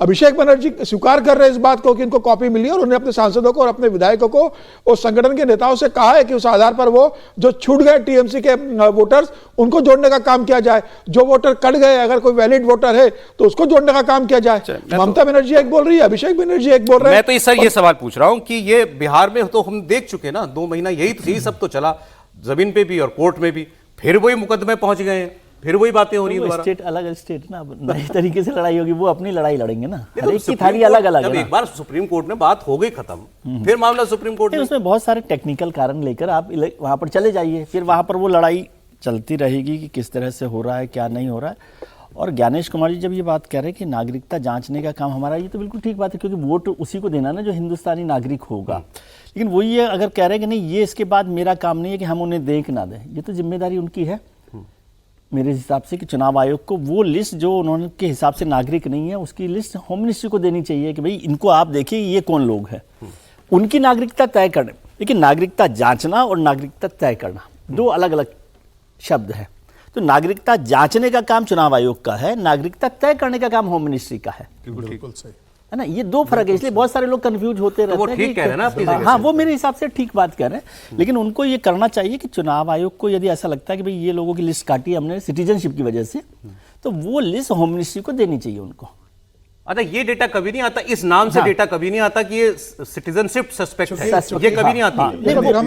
इसीलिए ना कि वो कहते हैं कि ये नागरिक नहीं है हमारे पास, तो हम अपना काम खत्म हो गया। नहीं, इसलिए नहीं आता क्योंकि आपने बवाल पहले ही तय कर दिया है ना। कांग्रेस पार्टी ने बवाल करना शुरू किया कि आप नागरिकता देख करके और आप इसको हटाना चाहते हैं। ये बात तो सुप्रीम कोर्ट में भी चुनाव आयोग ने एक अदालत की एक बड़ी खबर और है सुप्रीम कोर्ट की, वो मैं बता दूं त्रिपाठी जी, इंपॉर्टेंट न्यूज है क्योंकि इसका बहुत प्रभाव पड़ता है। एक केस गया सुप्रीम कोर्ट में कि हमारे यहाँ जितने सरकारी अफसर होते हैं इनके ऊपर अगर कोई मुकदमा चलाना है तो एक कॉम्पिटेंट अथॉरिटी से पहले परमिशन लेनी पड़ती है। ऐसे आप किसी भी छोटे से छोटे सरकारी अधिकारी के ऊपर भी आप मुकदमा नहीं चला सकते। तो ये एंटी करप्शन एक्ट की धारा 17A है जो 2018 में जोड़ी गई थी, जो ओरिजिनल कानून था उसके अंदर 1988 का।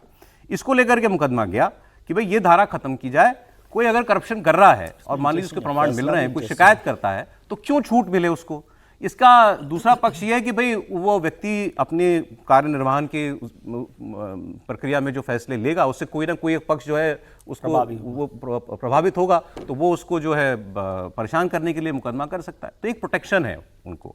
ऐसे ही आपको मालूम है वो जो इलेक्शन कमिश्नर्स को क्यों प्रोटेक्शन मिली हुई इम्यूनिटी, वो मामला भी सुप्रीम कोर्ट में गया हुआ है। तो इस पर हाईकोर्ट की 2 जजों की बेंच का फैसला आया और दोनों की राय बटी हुई थी। एक जज ने कहा कि यह धारा गलत है, इसको हटाना चाहिए, दूसरे जज ने कहा नहीं ये धारा ठीक है, इसको होना चाहिए, ये प्रोटेक्शन एक सरकारी अफसर के पास होनी चाहिए। तो अब ये लार्जर बेंच को जाएगा और वो जब बेंच बनेगी उस पर फैसला होगा, लेकिन इसके परिणाम जो होंगे वो दूर तक जाने वाले होंगे। त्रिपाठी जी क्या राय आपकी इस पर? नहीं, देखिए निश्चित तौर पर जो सरकारी अधिकारी होते हैं, कर्मचारी होते हैं, उनको इस तरह का प्रोटेक्शन देना ही चाहिए।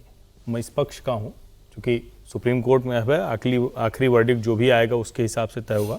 क्योंकि अगर आप वो नहीं देंगे तो आज के समय में, पहले भी ये होता था, बढ़ गया है। अब तो कितने मामले आते हैं कि आदमी उल्टा सीधा कर देता है, एक छोटा सा वीडियो बनाया, कुछ कर दिया, कुछ आरोप लगा दिया। लेकिन जो ग्रीवांस रिड्रेसल मैकेनिज्म है, यानी जो शिकायत के समाधान की प्रक्रिया है, उसमें जवाबदेह अधिकारी को बनाना पड़ेगा। इसको दोनों का अंतर मतलब अगर समझें तो कोई भी किसी भी सरकारी अधिकारी कर्मचारी के ऊपर आरोप लगा दिए ठीक नहीं है। जैसे इसको और अच्छे से समझ लें तो जस्टिस यशवंत वर्मा के मामले समझिए, किसी भी जज पर उठकर कोई केस कर दे, इससे प्रोटेक्शन बड़ा अच्छा। लेकिन जज साहब के घर में नोट की जली हुई बोरी मिले और उसके बाद भी वो बचे रह जाएं, अभी तो उस पर बहस चल रही है, तो ये ठीक नहीं है। बस इतना ही अंतर है। मुझे लगता है कि सर्वोच्च न्यायालय अगर 2 लाइन को समझ लेगा तो इसी बढ़िया से डिसीजन सुना दे, बड़ी जरूरत है। दुनिया की सबसे बड़ी खबर और परेशानी ईरान को लेकर है कि ईरान में आखिर क्या होगा।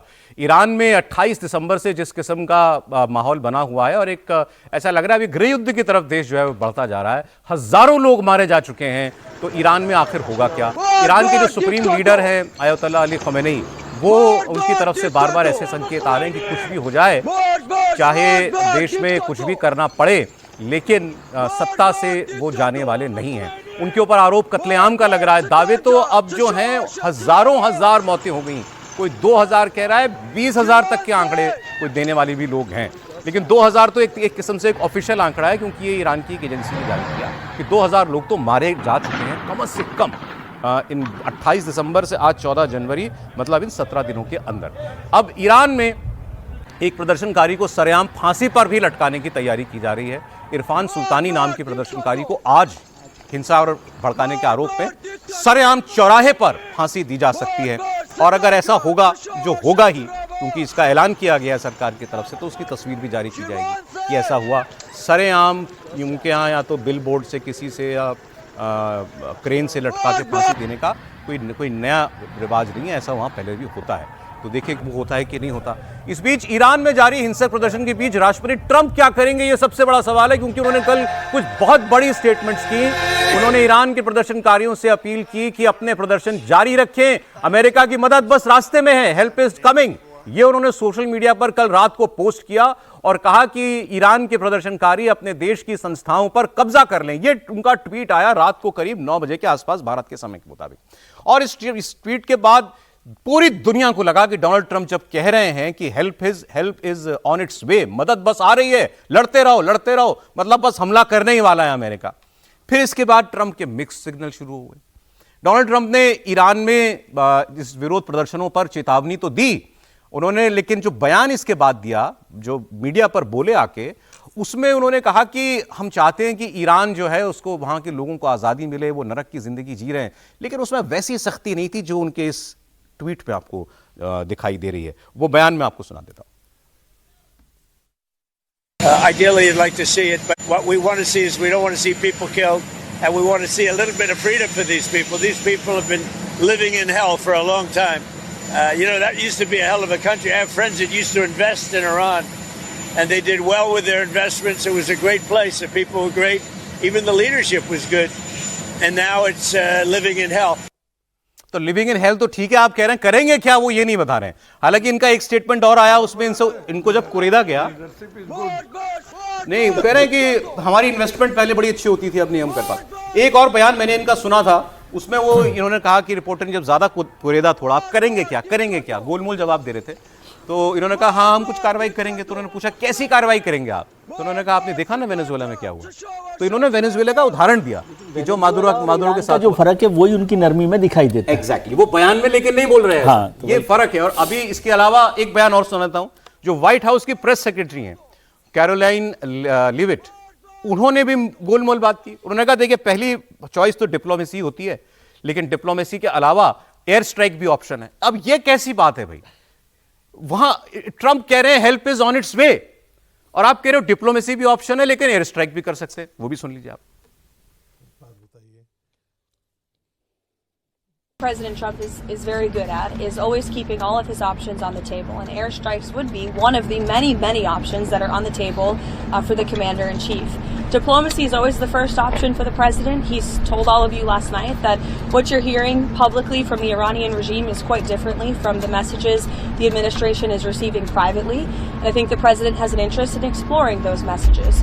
However, with that said, the president has shown he's unafraid to use military options if and when he deems necessary, and nobody knows that better than Iran.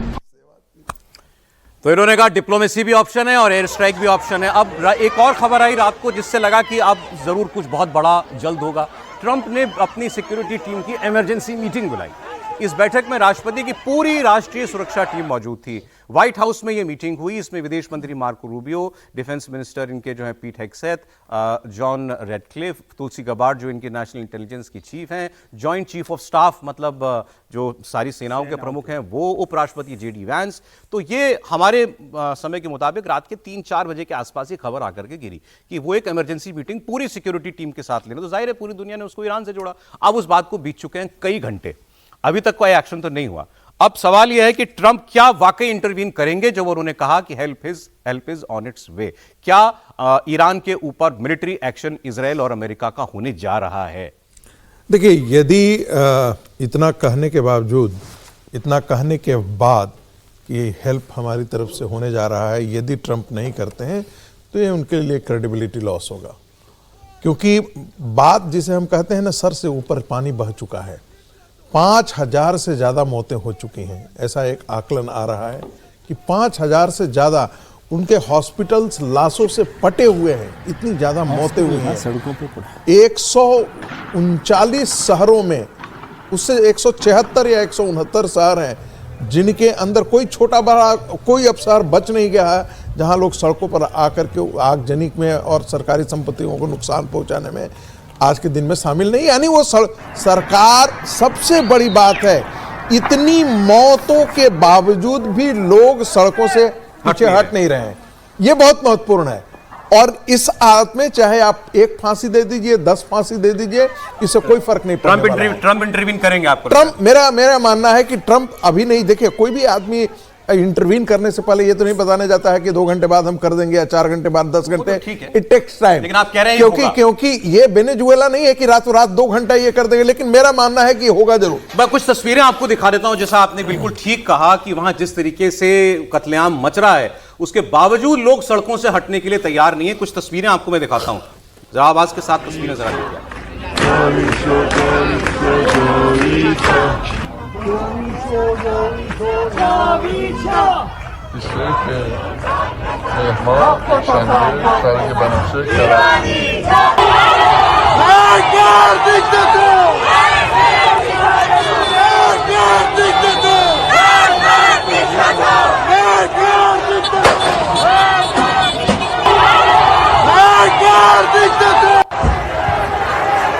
तो ये देखिए, सड़कों से लोग नहीं हट रहे, अभी भी वैसी भीड़, वैसी आगजनी, वो सब सड़कों के ऊपर हो रहा है।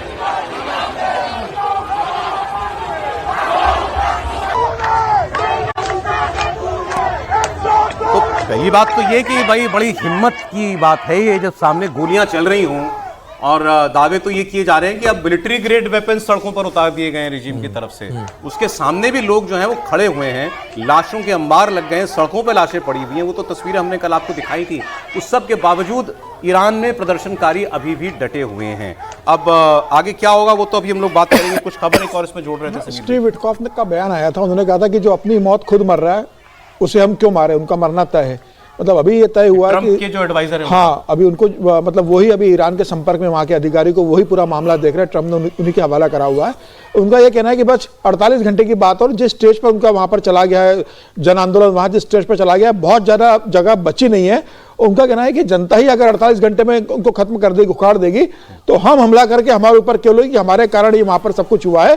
अगर ऐसा लगा, हाँ, स्टीव विटकॉफ ने कल दिया है, हाँ, जहाँ वो अपनी मौत मर रहे हैं तो हमें इंतजार करना चाहिए। और मुझे लग रहा है कि अब उनको ये लग रहा होगा कि कुछ दिनों में जाएंगे, अगर ऐसा लगा कि वो सेना का इस्तेमाल करते हैं और जल आंदोलन को अपनी ताकत से कुचलने की कोशिश करेंगे, उस स्टेज में सेना, अमेरिका की सेना हस्तक्षेप करेगी और जनता के साथ आएगी। मैं आपको बताता हूं कि इनकी परेशानी क्या है। अब मैं क्या बता रहा हूं, मतलब जो जानकार लोग जो बता रहे हैं, एक बयान सुनाऊंगा, फिर आपको एक आर्टिकल भारत के अंदर लिखा है, आपका नाम है औसाफ सैयद, हिंदुस्तान टाइम्स में इनका आर्टिकल छपा हुआ है। Former secretary government of India है और former ambassador of India to Saudi Arab and Yemen.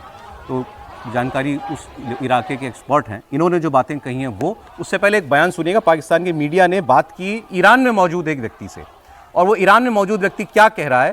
प्रदर्शन तो हो रहे हैं, लेकिन इन प्रदर्शन का असर क्या हो रहा है, सुनिए। ये बात जो उन्होंने कही, IRGC, Iranian revolutionary guard, Ayatollah Khamenei की पर्सनल सेना, वो ईरान की फौज नहीं है, ईरान की फौज से अलग है। इसके अलावा एक बसीज नाम का भी एक मिलिशिया है जो उनको रिपोर्ट करता है सीधे। इन्होंने क्या आंकड़ा दिया, 2 से 3 मिलियन, 2 से 3 करोड़ लोग IRGC से जुड़े हुए, उनको कैसे मारोगे? सेना उतारनी पड़ेगी, और इजराइल और अमेरिका सेना नहीं उतार सकता ईरान में, ये इसमें तो कोई शक नहीं है। आप क्या एयर स्ट्राइक करके केवल रिजीम चेंज कर लेंगे? इसीलिए सब ये कंफ्यूजन है कि अमेरिका और इजराइल क्या करेगा। अब मैं आपको जो हमारे एम्बेसडर साहब थे, फॉर्मर सेक्रेटरी, उनका बयान बता रहा हूँ। आर्टिकल में जो लिखा था, एग्जैक्टली ये बात इन्होंने बोली। इन्होंने कहा कि जो डिक्टेटरशिप्स होती हैं आम जगहों पर, उससे अलग ईरान में एक बिल्ट इन सर्वाइवल मैकेनिज्म है। आयतुल्लाह खमेनी का एक बिल्ट इन सर्वाइवल मैकेनिज्म है, उसका नाम है Islamic revolutionary guard core, IRGC। और उन्होंने कहा कि केवल ये मिलिट्री नहीं है, it is a socio military economic conglomerate, जिसके साथ करोड़ों लोग जुड़े हुए हैं। वो है मेन चीज, जिनके हित जुड़े हुए हैं इस सत्ता से, वो लोग करोड़ों में हैं। तो वो कहीं नहीं जाने वाले, वो कभी नहीं चाहेंगे कि आयतुल्लाह चाहें यहां से। फिर आगे क्या होगा, इस सवाल का जवाब भी हमारे डिप्लोमेट ने दिया है। इन्होंने कहा कि तीन मुझे जो सूरतें दिखाई देती हैं, विजय जी और हर्षवर्धन जी ये कह रहे हैं कि मुझे जो तीन सूरतें दिखाई देती हैं, एक कि आर्मी फुली टेक ओवर कर ले, ये जो क्लरिकल गवर्नमेंट चल रही है इसको हटाए कि भाई इससे शायद मामला शांत हो जाए, हम फुली मिलिट्री टेक ओवर कर लेते हैं। इन्होंने एक ऑप्शन जो है ये बताया है। इसके अलावा इनका जो दूसरा ऑप्शन इन्होंने बताया है वो है कि किसी तरीके से ऑपोजिशन की कोई गवर्नमेंट बन जाए विदेशी सपोर्ट से, जिसकी उम्मीद उन्होंने कहा कि बहुत कम है, कि ऐसा होता हुआ हमें दिखाई नहीं दे रहा। और तीसरा उन्होंने कहा जो सबसे खतरनाक होगा और जो काफ़ी प्रोबेबल लग रहा है कि ईरान सीरिया जैसा बन जाए, मतलब अलग अलग हिस्सों पर अलग अलग लोगों के कब्जे हो जाएं, फिर उसमें तुर्की और पाकिस्तान जैसे देश जो जिनके बॉर्डर मिलते हैं इनसे, वो अपना खेल भी खेलेंगे, उनके समर्थक मिलिशियाज जो हैं उनके हिस्से वो किसी हिस्से पर कब्जा कर लें, वो दूसरे हिस्से पर कोई और फोर्स आ जाए, ऐसा भी हाल ईरान के अंदर हो सकता है। ये तीन सिनारियो एक एजुकेटेड हमारे डिप्लोमेट के गेस्ट हैं। आप बताएं, ट्रंप की बात भी सुननी। देखिए, जो वेनेजुएला का जिक्र किया गया तो समझ लीजिए ना कि एक तो वेनेजुएला नहीं है ईरान, और ना ग्रीनलैंड है कि रोज़ धमकी देने से काम चल जाएगा। और ये समझना कि उन्होंने रात को इमरजेंसी बैठक बुलाई और अब उनकी फेस वैल्यू पर आ गया, ऐसा नहीं है ना। इमरजेंसी बैठक बुला के आप स्ट्रेटजी को फाइनल करते हैं और देखते हैं कि क्या होगा, और फेस वैल्यू तो तब होगी मान लीजिए कुछ वो स्ट्राइक कर दे। जब उन्होंने कहा हेल्प इज ऑन इट्स वे, तो ठीक है, कमिटेड का मतलब ये थोड़ी कि घंटे भर में पहुंच जाएगी, ये उस पर थोड़ी जा रही है ब्लिंकिट पर आर्मी। वो उसका मतलब है कि यू रेस्ट अश्योर कि वी आर विद यू, ठीक है, इसका मतलब ये है। और वो उसको असेस कर रहे होंगे कि जो अभी बात हुई कि भाई ये जन आंदोलन वहाँ तक पहुँच जाए कि समीर साहब भी, आप भी, विजय त्रिवेदी भी, सब लोग कहें कि नहीं अब तो अमेरिका को दखल देना ही चाहिए। क्योंकि एक बात ये भी तो आएगी ना इंटरनेशनल लेवल पर कि भाई क्यों अमेरिका दखल दे रहा है। जब आप ऐसी स्थिति पर आंदोलन को पहुँचा दें, ये आंदोलन जन आंदोलन है, हम लोग बार बार कह रहे हैं सोशल रिफॉर्म के लिए है, लेकिन अमेरिका का सपोर्ट तो इस आंदोलन को पूरी तरह से है ही। और रजा पहलवी साहब तो वहीं बैठे हुए हैं, उनको सपोर्ट पूरी तरह से है। तो एक 50% सपोर्ट तो अब भी अमेरिका का उसको मिला हुआ है। लेकिन वो असेस कर रहे हैं कि जो IRGC है और जो लोग हैं, खामनेई के साथ भी लाखों लोग जुड़े हुए हैं, ऐसा नहीं है कि खामनेई के खिलाफ करेंगे, ये आप मानते हैं? मुझे ऐसा लगता है कि वो करेंगे। आपने रजा पहलवी का नाम लिया जो नायक बने, क्योंकि जो पहला प्रोटेस्ट शुरू हुआ था वो रजा पहलवी के आह्वान पर शुरू हुआ था। उन्होंने कल एक स्टेटमेंट जारी किया। देखिए, ट्रंप और रजा पहलवी, इनके लिए सबसे बुरी बात क्या होगी कि ये ठंडा पड़ जाए। हाँ, वहाँ गोली चल रही है, गोली के सामने टिकना आसान काम नहीं है, लोग टिके हुए हैं। तो ये जब कहते हैं ट्रंप ने कि हम मदद आ रही है, आप बस डटे रहिए, तो वो कह रहे हैं ठंडा मत पड़ने दो, लगे रहो, डटे रहो। कल भी रजा पहलवी ने भी कहा, रजा पहलवी ने जो बयान दिया वो सुना रहा हूं आपको। उन्होंने कहा कि सेना और पुलिस मना कर रही है अब गोली चलाने से, वो ड्यूटी पे आने से मना कर रहे हैं। तो आप लोग, क्योंकि वहां पे कोई मीडिया और कम्युनिकेशन तो बचा नहीं ईरान के अंदर, सरकारी टीवी चल रहा है, इंटरनेट बंद है, तो वो कह रहे हैं कि आप लोग डटे रहिए, किसी तरीके से अगर मेरा मैसेज पहुंच जाए कि अब पुलिस गोली नहीं चलाने से कतरा रही है। तो ये कह रहे हैं कि अब वहां पर सेना और पुलिस भी बागी हो रही है, इसलिए ये आग धीमी ना पड़ जाए। लेकिन इसमें जो आस पड़ोस के और जो अरब मुल्क है उनका रोल क्या है? ये सब ईरान के दुश्मन हैं, सब, कोई पसंद नहीं करता, क्योंकि सब सुन्नी देश हैं, ये अकेला शिया देश है। लेकिन ये भी डर रहे हैं कि अगर यहां पर क्याओस हो गया हमारे बगल में, तो हम पर भी तो आंच आएगी। तो कतर कह रहा है कि हम ईरान और अमेरिका दोनों से बात कर रहे हैं, वो शांति की अपील कर रहा है। ईरान, कतर दुनिया का सबसे बड़ा मीडिएटर है। तुर्की कह रहा है, तुर्की वो नेटो का मेंबर है अमेरिका के साथ, और वो धमकी दे रहा है इजराइल को, और अमेरिका से कह रहा है आप मत आइएगा, इसमें दखल देने की जरूरत नहीं है, जो हो रहा है अपने आप हो रहा है, आप पीछे बिल्कुल मत पड़िएगा, खासकर इजराइल को कह रहा है। एक बयान आया इजराइल में अमेरिका के राजदूत माइक हर्जोग का, इजराइल में अमेरिका का राजदूत, उसके बाद कोई जानकारी तो होगी ना भाई। ईरान पर हमला करने में सबसे बड़ा आदमी कौन है जो सबसे आगे होगा? नेतन्याहू। तो नेतन्याहू के देश में बैठा अमेरिका का राजदूत कह रहा है कि अमेरिका और इजराइल का ईरान पर हमला करने का कोई इरादा नहीं है। ये ऑफिशियल स्टेटमेंट है कल का। अब आप किसकी बात पे यकीन कीजिए और ना कीजिए। एक वर्ड बता दूं, डिप्लोमेसी में कभी ना नहीं कहा जाता है, और ना हाँ कहा जाता है। त्रिपाठी जी, देखिए, सबसे पहले तो ये कि मुझे लगता है कि वो जो भाई साहब जुड़े हुए थे जो नजम सेठी जी के साथ, वो थोड़ा ज्यादा बढ़ा चढ़ा कर बता रहे हैं। कुल जो संख्या है IRGC की वो है 1.25 लाख, बसीज मिला के 2 लाख, 9 करोड़ का देश है। और जिस तरह की अत्याचार की घटनाएं हुई हैं, जिस तरह का काम आईआरजीसी करता रहा, उसका कोई सम्मान नहीं है। वो रिलीजियस फोर्स है और इसी रिलीजियस जो एट्रोसिटी है उसके खिलाफ वहां के लोग उतरे।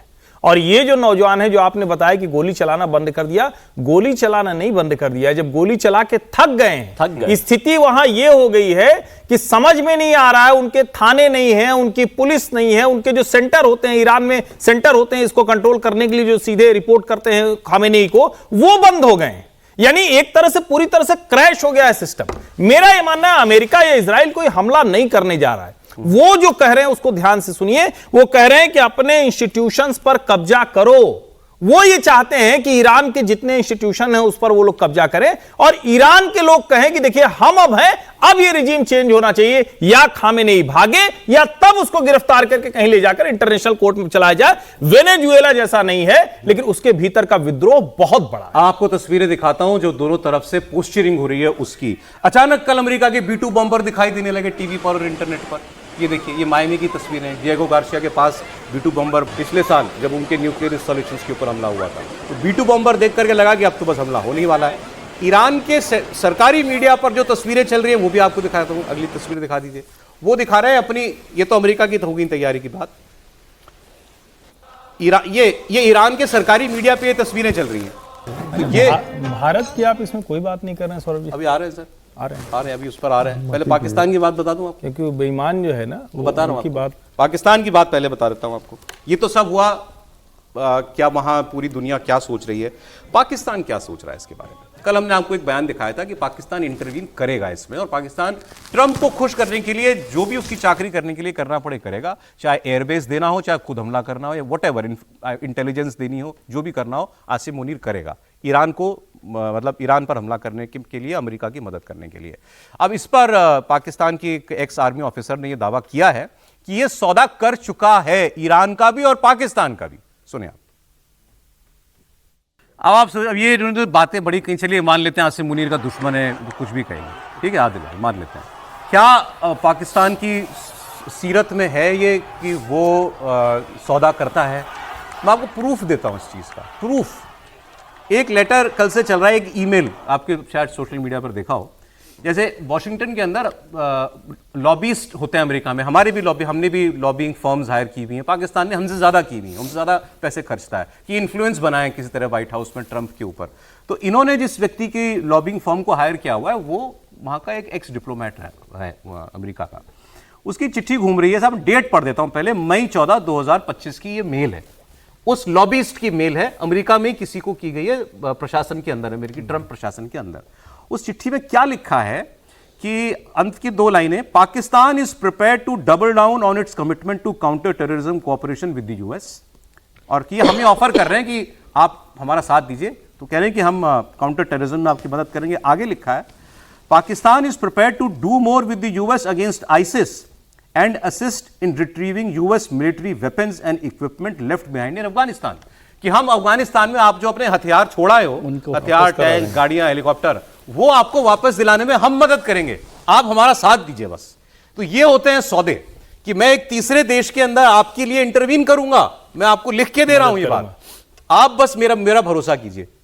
तो वो आदिल राजा जो कह रहा है वो गलत नहीं कह रहा है, कि ये आश्वासन ट्रंप को अभी भी दे रहे हैं कि आप अपनी कृपा दृष्टि बनाए रखो, आप जो कहोगे वो हम करेंगे। सही मतलब हुआ ना सर इसका? बिल्कुल।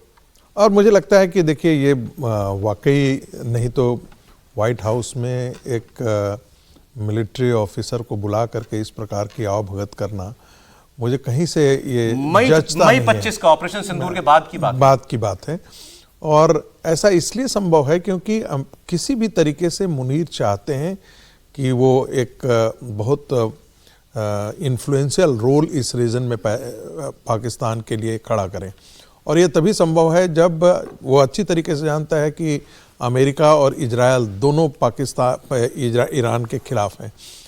इजराइल के खिलाफ ईरान जाए, खुल करके जाए, ये तो स्वाभाविक है, लेकिन इजराइल और अमेरिका में इजराइल के साथ होकर के चला जाए ऐसा संभव नहीं दिखाई देता है। लेकिन जरूर चाहेगा कि अमेरिकन इन्फ्लुएंस ईरान के अंदर आए और उसमें यह कंट्रीब्यूशन करे, अफगानिस्तान के अंदर अमेरिकन जो इंटरेस्ट है वो प्रोटेक्ट हो, और ये दोनों चीजें हो जाती है तो व्हाइट हाउस की नजर जो है आसिफ मुनीर पर ज्यादा बेहतर पहले से हो। ईरान की बात तो हमने की, और ये भी आपको ब्रेक से पहले बताया कि ईरान में बड़ी दिलचस्पी आसिफ मुनीर और पाकिस्तान की है, और वहाँ के लिए अपनी सारी सेवाएं उन्होंने जो है ट्रंप साहब को ऑफर की हुई हैं कि आप जो चाहेंगे हम यहाँ पर कर देंगे आपके लिए। पहले भी वो ये बात कर चुके हैं। लेकिन जहाँ असल जंग लड़ने की हालत नौबत आती है, वहाँ पाकिस्तान क्या करता है, ये आपने ऑपरेशन सिंदूर में देख लिया। जब उनकी डीजीएमओ ने फ़ोन उठा के झंडा तो नहीं दिखा पाया होगा, लेकिन ये तो बोला होगा कि हमने भाई सफ़ेद झंडा दिखा रहे हैं आपको, आप प्लीज़ मारना बंद करो, और उन्होंने सीज़ फायर मांगा। अब कल आर्मी चीफ ने, हमारे आर्मी चीफ ने ये बताया डिटेल में, उनकी बात आपको सुनाऊंगा कि वो नौबत पाकिस्तान के लिए क्यों आई थी उस रोज 10 मई को 25 को क्या हुआ था ऐसा, वो बताएंगे डिटेल में आपको। लेकिन उससे पहले आपको मैं सुनाता हूं पाकिस्तान के लोग क्या बता रहे हैं। एक पत्रकार एक आर्मी चीफ से जो उनकी बात हुई, एक्स आर्मी चीफ से, उसका हवाला दे रहे हैं, वो बताएंगे वो उनकी पूरी बातचीत कि पाकिस्तान के एक एक्स आर्मी चीफ ने मुझे क्या बताया, पाकिस्तान भारत से कितने दिन तक लड़ाई कर सकता है। अब ये जो कह रहे हैं कि मेरे, ये जनरल कियानी ने मुझे बताई ये बात, और वो कह रहे हैं तब बताई थी जब पाकिस्तान के हालात आज से तो बहुत बेहतर थे, तब भी उन्होंने कहा था 20 दिन तक बस हम किसी तरह होल्ड कर पाएंगे, लड़ना नहीं, मैं होल्ड कर पाएंगे भारत को, और उसके बाद फिर हम वही करेंगे जो इस ऑपरेशन सिंदूर में पाकिस्तान ने किया। ट्रंप के पास गए, सऊदी के पास गए, कतर के पास गए, यूएई के पास गए, जंग रुकवाओ।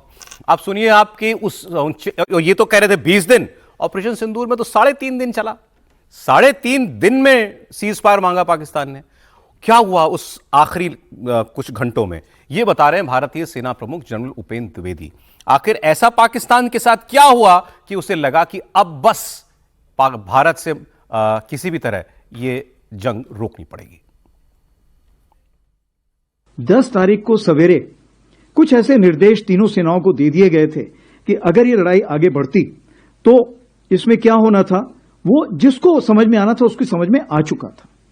तो चूंकि उसके समझ में आ चुका था, उस चीज को मद्देनजर रखते हुए, उस चीज को समझते हुए, क्यों, उनके पास सैटेलाइट से एक पूरी खबर थी कि कौन सा शिप, कौन सा स्ट्राइक कोर या पिवट कोर या कौन सा एयरक्राफ्ट कहां मूव कर रहा है। इस सारी खबर को जब उन्होंने, जिसको हम बोलते कनेक्टिंग द डॉट्स, जब उन्होंने डॉट्स कनेक्ट किए तो उन्होंने बोला अभी समय आ गया है। 10 तारीख का दिन याद कीजिए आप, उससे उस रात में और 10 तारीख की सुबह ही सारे एयर बेसेस पर पाकिस्तान के जितने 12-13 एयर बेस थे सबके ऊपर मिसाइलें और बॉम्ब जाकर के गिरे थे। और फिर जनरल द्विवेदी कह रहे हैं कि हमारी तरफ से इंस्ट्रक्शंस थे, और ये पाकिस्तान को खबर मिल गई थी कि हमारी तीनों सेनाओं का मूवमेंट हो रहा है, और उन्होंने ये भी कहा कि हमारी ग्राउंड फोर्सेज रेडी थी इंटरवीन करने के लिए। ग्राउंड फोर्स मतलब सेना घुसने के लिए तैयार थी, नेवी पूरी तरीके से आगे बढ़ रही थी, एयरफोर्स तो जो कर रही थी वो कर ही रही थी, ये दिख रहा था पाकिस्तान को। तो 3.5 दिन के अंदर घुटनों में आए, तो 20 दिन तो बहुत दूर की बात है। त्रिपाठी जी देखिए, कहते हैं ना कि सच जब सामने आता है तो फिर उसके बाद कुछ इफ बट किंतु परंतु की गुंजाइश नहीं रह जाती, और वो सच सामने उसी दिन आ गया था जब पाकिस्तान के एयर बेसेस तबाह हो गए। पाकिस्तान के उन एयर बेसेस से 3-3 महीने तक कोई एक्टिविटी नहीं हो पाई। पाकिस्तान का सबसे बड़ा जो आतंकवादी है वो कहता है कि या अल्लाह मुझको भी उठा लिया होता। पाकिस्तान की सेना के लोग उन सैकड़ों आतंकवादियों के जनाजे में जाते हैं और मतलब उसको यूं कहें तो बुक्का फाड़ के रो रहे थे। ये सच बताता है। उसको उपेंद्र द्विवेदी ने थोड़ा अच्छे से समझाया कि हम क्या कर रहे थे, और ये तो कोई छिपी हुई बात है नहीं कि पाकिस्तानी सेना, मतलब आप अभी पुराना वाला जिक्र कर रहे थे कि बगराम दिला के देंगे क्या, तो मुझे ध्यान में आया कि अपनी सूखी हुई पैंट अभी तक वापस लेके आए या नहीं आए, मतलब वो पता नहीं लेके आए कि नहीं आए। पाकिस्तान की दरअसल कोई हैसियत नहीं। पाकिस्तान को जिस तरह से अमेरिका और चीन इस्तेमाल कर रहे हैं वो उसी ताकत पर टिका रहता है, लेकिन अगर भारत लड़ाई के मोड में आ जाएगा तो मुझे नहीं लगता कि 15 से 20 दिन वो सस्टेन कर पाएंगे। जाहिर है जो लड़ाई होती है तो लंबी चल सकती है, बहुत लंबा समय ले सकती है, लेकिन इतने दिनों में वो मुल्क खत्म हो जाएगा, इसमें मुझे कोई भ्रम नहीं दिखता है, और ये देश के लोगों को भी कोई भ्रम नहीं होना चाहिए। एक ताजा तस्वीर अभी आई पाकिस्तान से, वो आपको मैं दिखा दूं। आसिम मुनीर मौलवियों से मुलाकात कर रहा है, ऐसा लग रहा है मौलवियों की फौज बना रहा है। इसको लेकर DGISPR मतलब पाकिस्तानी सेना के प्रवक्ता की तरफ से बताया गया है कि आसिम मुनीर ने पाकिस्तान के कुछ चुनिंदा मौलानाओं से मुलाकात की, और नेशनल पैगाम अमन कमेटी के एक प्रतिनिधि मंडल के साथ ये मीटिंग हुई है। मौलानाओं के साथ मीटिंग हुई है, अगली लाइन में होल्ड कर रहा हूं, ठीक है, इतना आप देख रहे हैं। मौलानाओं से मीटिंग हुई, मुद्दा क्या था, आंतरिक सुरक्षा की चुनौतियों पर विस्तार से चर्चा हुई। मौलानाओं के साथ आंतरिक सुरक्षा पर चर्चा कर रहा है पाकिस्तान की सेना का जनरल। अब आप इसका मतलब आप खुद ही समझ जाइए पाकिस्तान के हालात इस वक्त क्या हैं और क्यों मौलानाओं को कॉन्फिडेंस में लेने की नौबत आई हुई है, क्योंकि तालिबान भी मार रहा है, बलोच भी मार रहे हैं और बाकी जो हालात इमरान खान ने बना रखे हैं वो तो बना ही रखे हैं। सर बिल्कुल ठीक बात है। और वहाँ पर मतलब पाकिस्तान इस समय इतना घिरा हुआ है, अंदर से बाहर से। घिरा हुआ तो बाहर से ही होते हैं, लेकिन ये तो अंदर भी बहुत हालत ख़राब है। और उपेंद्र द्विवेदी साहब का आपने जिक्र किया, तो कई बार होता है कि वार्निंग से भी आदमी समझता है, कई बार होता है कि सुसाइडल मोड में रहता है। उपेंद्र द्विवेदी जो वार्निंग दे रहे हैं वो, या जो बात कह रहे हैं वो वार्निंग के तौर पे मैं देख रहा हूँ कि पाकिस्तान के लिए वो एक वार्निंग है कि भाई अब फिर गलती मत करना, अब ये सब बहाने बाजी से काम नहीं चलेगा। और मौलवियों को इकट्ठा करके वो थोड़ा सा एक अंदर की जो स्थिति है उसको तैयार करने की भी कोशिश कर रहे हैं। खासतौर से जो तालिबान के साथ जो झगड़ा है ना, उसका भी निपटाने के लिए मौलवी को होना, उनके साथ होना, वहाँ पर खड़ा होना, क्योंकि उसको डर है कि तालिबान के जो पठान हैं, और तालिबान को तो असली मौलवी मुल्ला के तौर पे देखा ही जाएगा कल्चरली यदि उसको देखा जाए, तो उस सब के बीच में वो क्या रास्ता निकलेगा, मुझे लगता नहीं है कि कोई रास्ता होगा। अभी आप उससे पहले बगराम, मौलवियों की सपोर्ट की जरूरत पड़ने लगे, एक समर्थन की जरूरत पड़ने पड़े, वो इंटरनल की सेना को यही बता रहा है कि आपकी वहां पर कुछ लोगों के बीच में लोगों के बीच में आपका कुछ नहीं बचा, तो वो इंटरनल उसके लिए, डिसिप्लिन के लिए, सिस्टम के लिए उनको मौलवियों को साथ लेना चाहता कि ताकि कभी कोई खड़ा हो जाए तो कहीं उनके साथ दिखाई दे। हाँ, मैं एक जोड़ देना चाहता हूँ कि जब बेनजीर भुट्टो की हत्या हुई थी तो इसमें माना जा रहा था कि तबलीगियों का बहुत बड़ा रोल था। तो ये या नवाज शरीफ के साथ जो है वो मौलानाओं की एक बहुत बड़ी जो जमात थी वो उनके साथ खड़ा था।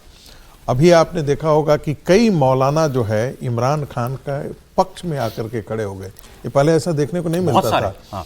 फजलुर रहमान को तो आपने देखा ही होगा कि कई चलिए वो तो फिर भी सियासी मौलाना है, बाकी पूरी एक बहुत बड़ी एक मौलानाओं की एक मीटिंग हुई थी जिसमें इमरान खान के पक्ष में है। और स्वाभाविक है कि यदि सड़क पर लोग उतर गए हैं और वहां के मौलाना उनके साथ खड़े हो जाए तो फिर किसी भी कोई भी डिक्टेटर हो कि कोई भी जनरल हो उसके लिए बने रहना जो है वो सर एक डेट बड़ी महत्वपूर्ण है। मैं डेट मिस कर रहा हूं, लेकिन ये पहला या दूसरा हफ्ता फरवरी का है, शायद 12 फरवरी या 8 फरवरी ऐसा कुछ है।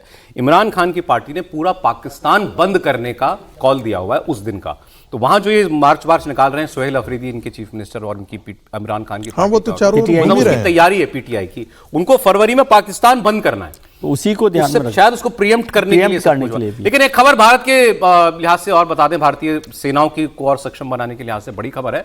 भारत और फ्रांस के बीच राफेल को लेकर एक बड़ी डील हो सकती है। खबर यह है कि 114 राफेल और विमान भारतीय वायुसेना को मिल सकते हैं और ये भी एक बहुत बड़ी डील होगी। और ये जहाज जो है, इनमें से शायद 17 जहाज जो है फ्लाईवे कंडीशन में मिलेंगे भारत को, और बाकी जहाज भारत में बनेंगे जिनका 30% निर्माण भारत में किया जाएगा। टेक्नोलॉजी ट्रांसफर नहीं होगा इसमें, और इसमें लेकिन भारत के हिसाब से जो भी हमको उसमें अपना अपडेट उपकरण लगाने हैं, इंटीग्रेट करने, हथियार लगाने, इंटीग्रेशन करना है, वो किया जाएगा। तो लेकिन जो बातें चल रही थी कि आप रूस का Su-57 या अमेरिका का F-35 वो बेचना चाह रहे हैं, उस पर इंटरेस्ट है भारत, तो ये बात अब लगभग तय है कि भारत राफेल के साथ ही जा रहा है। इससे पहले भी हमने राफेल ही खरीदे थे, और अब तो नौसेना के लिए भी पिछले साल एक बहुत बड़ी डील हमने की थी। सो भारतीय एयरफोर्स राफेल पर ऑपरेशन सिंदूर के बाद स्पेशली राफेल के ऊपर ही भरोसा जता रही है। सर समीर जी, राफेल तो पहले भी भारत सरकार ले चुकी है, लेकिन उसको लेकर जिस तरीके से प्रपोडा चलाया गया था कि भाई इसके अंदर बहुत भ्रष्टाचार किया गया है, इसके अंदर बहुत हुआ, उसके बाद सुप्रीम कोर्ट में इसकी सुनवाई भी हुई थी, उसके बाद इसका जवाब विपक्षी पार्टियों को मिल गया था। राफेल एक बड़ी ताकत बनकर उभरा और सेना ने इस पर बहुत भरोसा जताया, और मुझे लग रहा है बहुत बड़ी डील हो रही है। आज तक के इतिहास में शायद इतनी बड़ी डील भारत सरकार ने नहीं की थी। और जिस तरीके से चीन अपनी ताकत बढ़ा रहा है, जिस तरीके से पाकिस्तान अमेरिका से मदद ले रहा है, जिस तरीके से तुर्की पाकिस्तान को मदद दे रहा है, तो भारत, और जिस तरीके से बांग्लादेश पड़ोस में बांग्लादेश और पाकिस्तान से भारत को चुनौती मिल रही है, तो भारत को निश्चित रूप से अपनी सैन्य क्षमता को मजबूत करना होगा। और जिस तरीके से देश के अंदर भारत आत्मनिर्भर बनते जा रहा है बनाने के ऊपर, ये एक बड़ी बात है कि राफेल का निर्माण भारत के अंदर होने वाला है। हालांकि खबर यह भी कि शायद टेक्नोलॉजी ट्रांसफर भी इसमें करने की बात चल रही है। अभी तक जो खबर है उसमें नहीं है, प्रस्ताव दिया हुआ है, हो सकता है बिल्कुल आपके हिसाब से इक्विप किया करने, हाँ, और हो सकता है कि इतना बड़ा ऑर्डर होगा तो भविष्य में टेक्नोलॉजी ट्रांसफर लेकर भी कोई चर्चा हो। लेकिन एक बहुत बड़ी डील है, और सैन्य के दृष्टिकोण से अगर देखा जाए, रक्षा के दृष्टिकोण से देखा जाए, तो एक बड़ी डील है। मोदी सरकार ने इसको किया है, और आने वाले समय में जो प्रधानमंत्री ने कहा था कि भारत की सेना दुनिया में सबसे निपटने के लिए सक्षम होगी, तो मुझे लग रहा है उसी में एक बड़ा कदम है भारत सरकार का। दो चीजें की गई, मैं बता दूं कि ये MEA से भारत सरकार से जो जानकारी 55,000 करोड़ की डील अभी फाइनल कर दी गई है, हो गई डील, हो गई है ओके। इसके लिए राफेल को लेकर। और दूसरा S-400 जो हमारा रडार सिस्टम था रशिया का, उसका भी अपडेटेड वर्जन को लेकर भी डील फाइनल हो गई। ये दो बड़ी डिफेंस डील अभी तय हुई है। कैसे उसका पेपर, एक खबर मैंने पाकिस्तान में 2-3 जगह उनके जर्नलिस्ट से सुनी तो मुझे इसमें इंटरेस्ट आया, और अब देखें आगे होता है कि नहीं होता, लेकिन इसका अगर हुआ तो इसका मतलब बहुत बड़ा है कि पाकिस्तान में वोटिंग एज बढ़ाई जा सकती है। वोटिंग एज हमारी तरह उनके यहाँ भी 18 साल है, लेकिन उनके यहाँ अभी जो अमेंडमेंट हुआ जिसमें आसिम मुनीर वो बन गया, उसको इम्यूनिटी बन गई, पूरे उसकी CDF बन गया, उसके बाद एक 28th अमेंडमेंट होना है, ये तो तय है, ये तो पहले से पता था।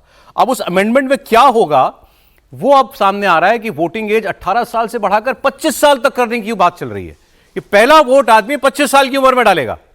तो ऐसा कैसा डर है भाई, और क्यों?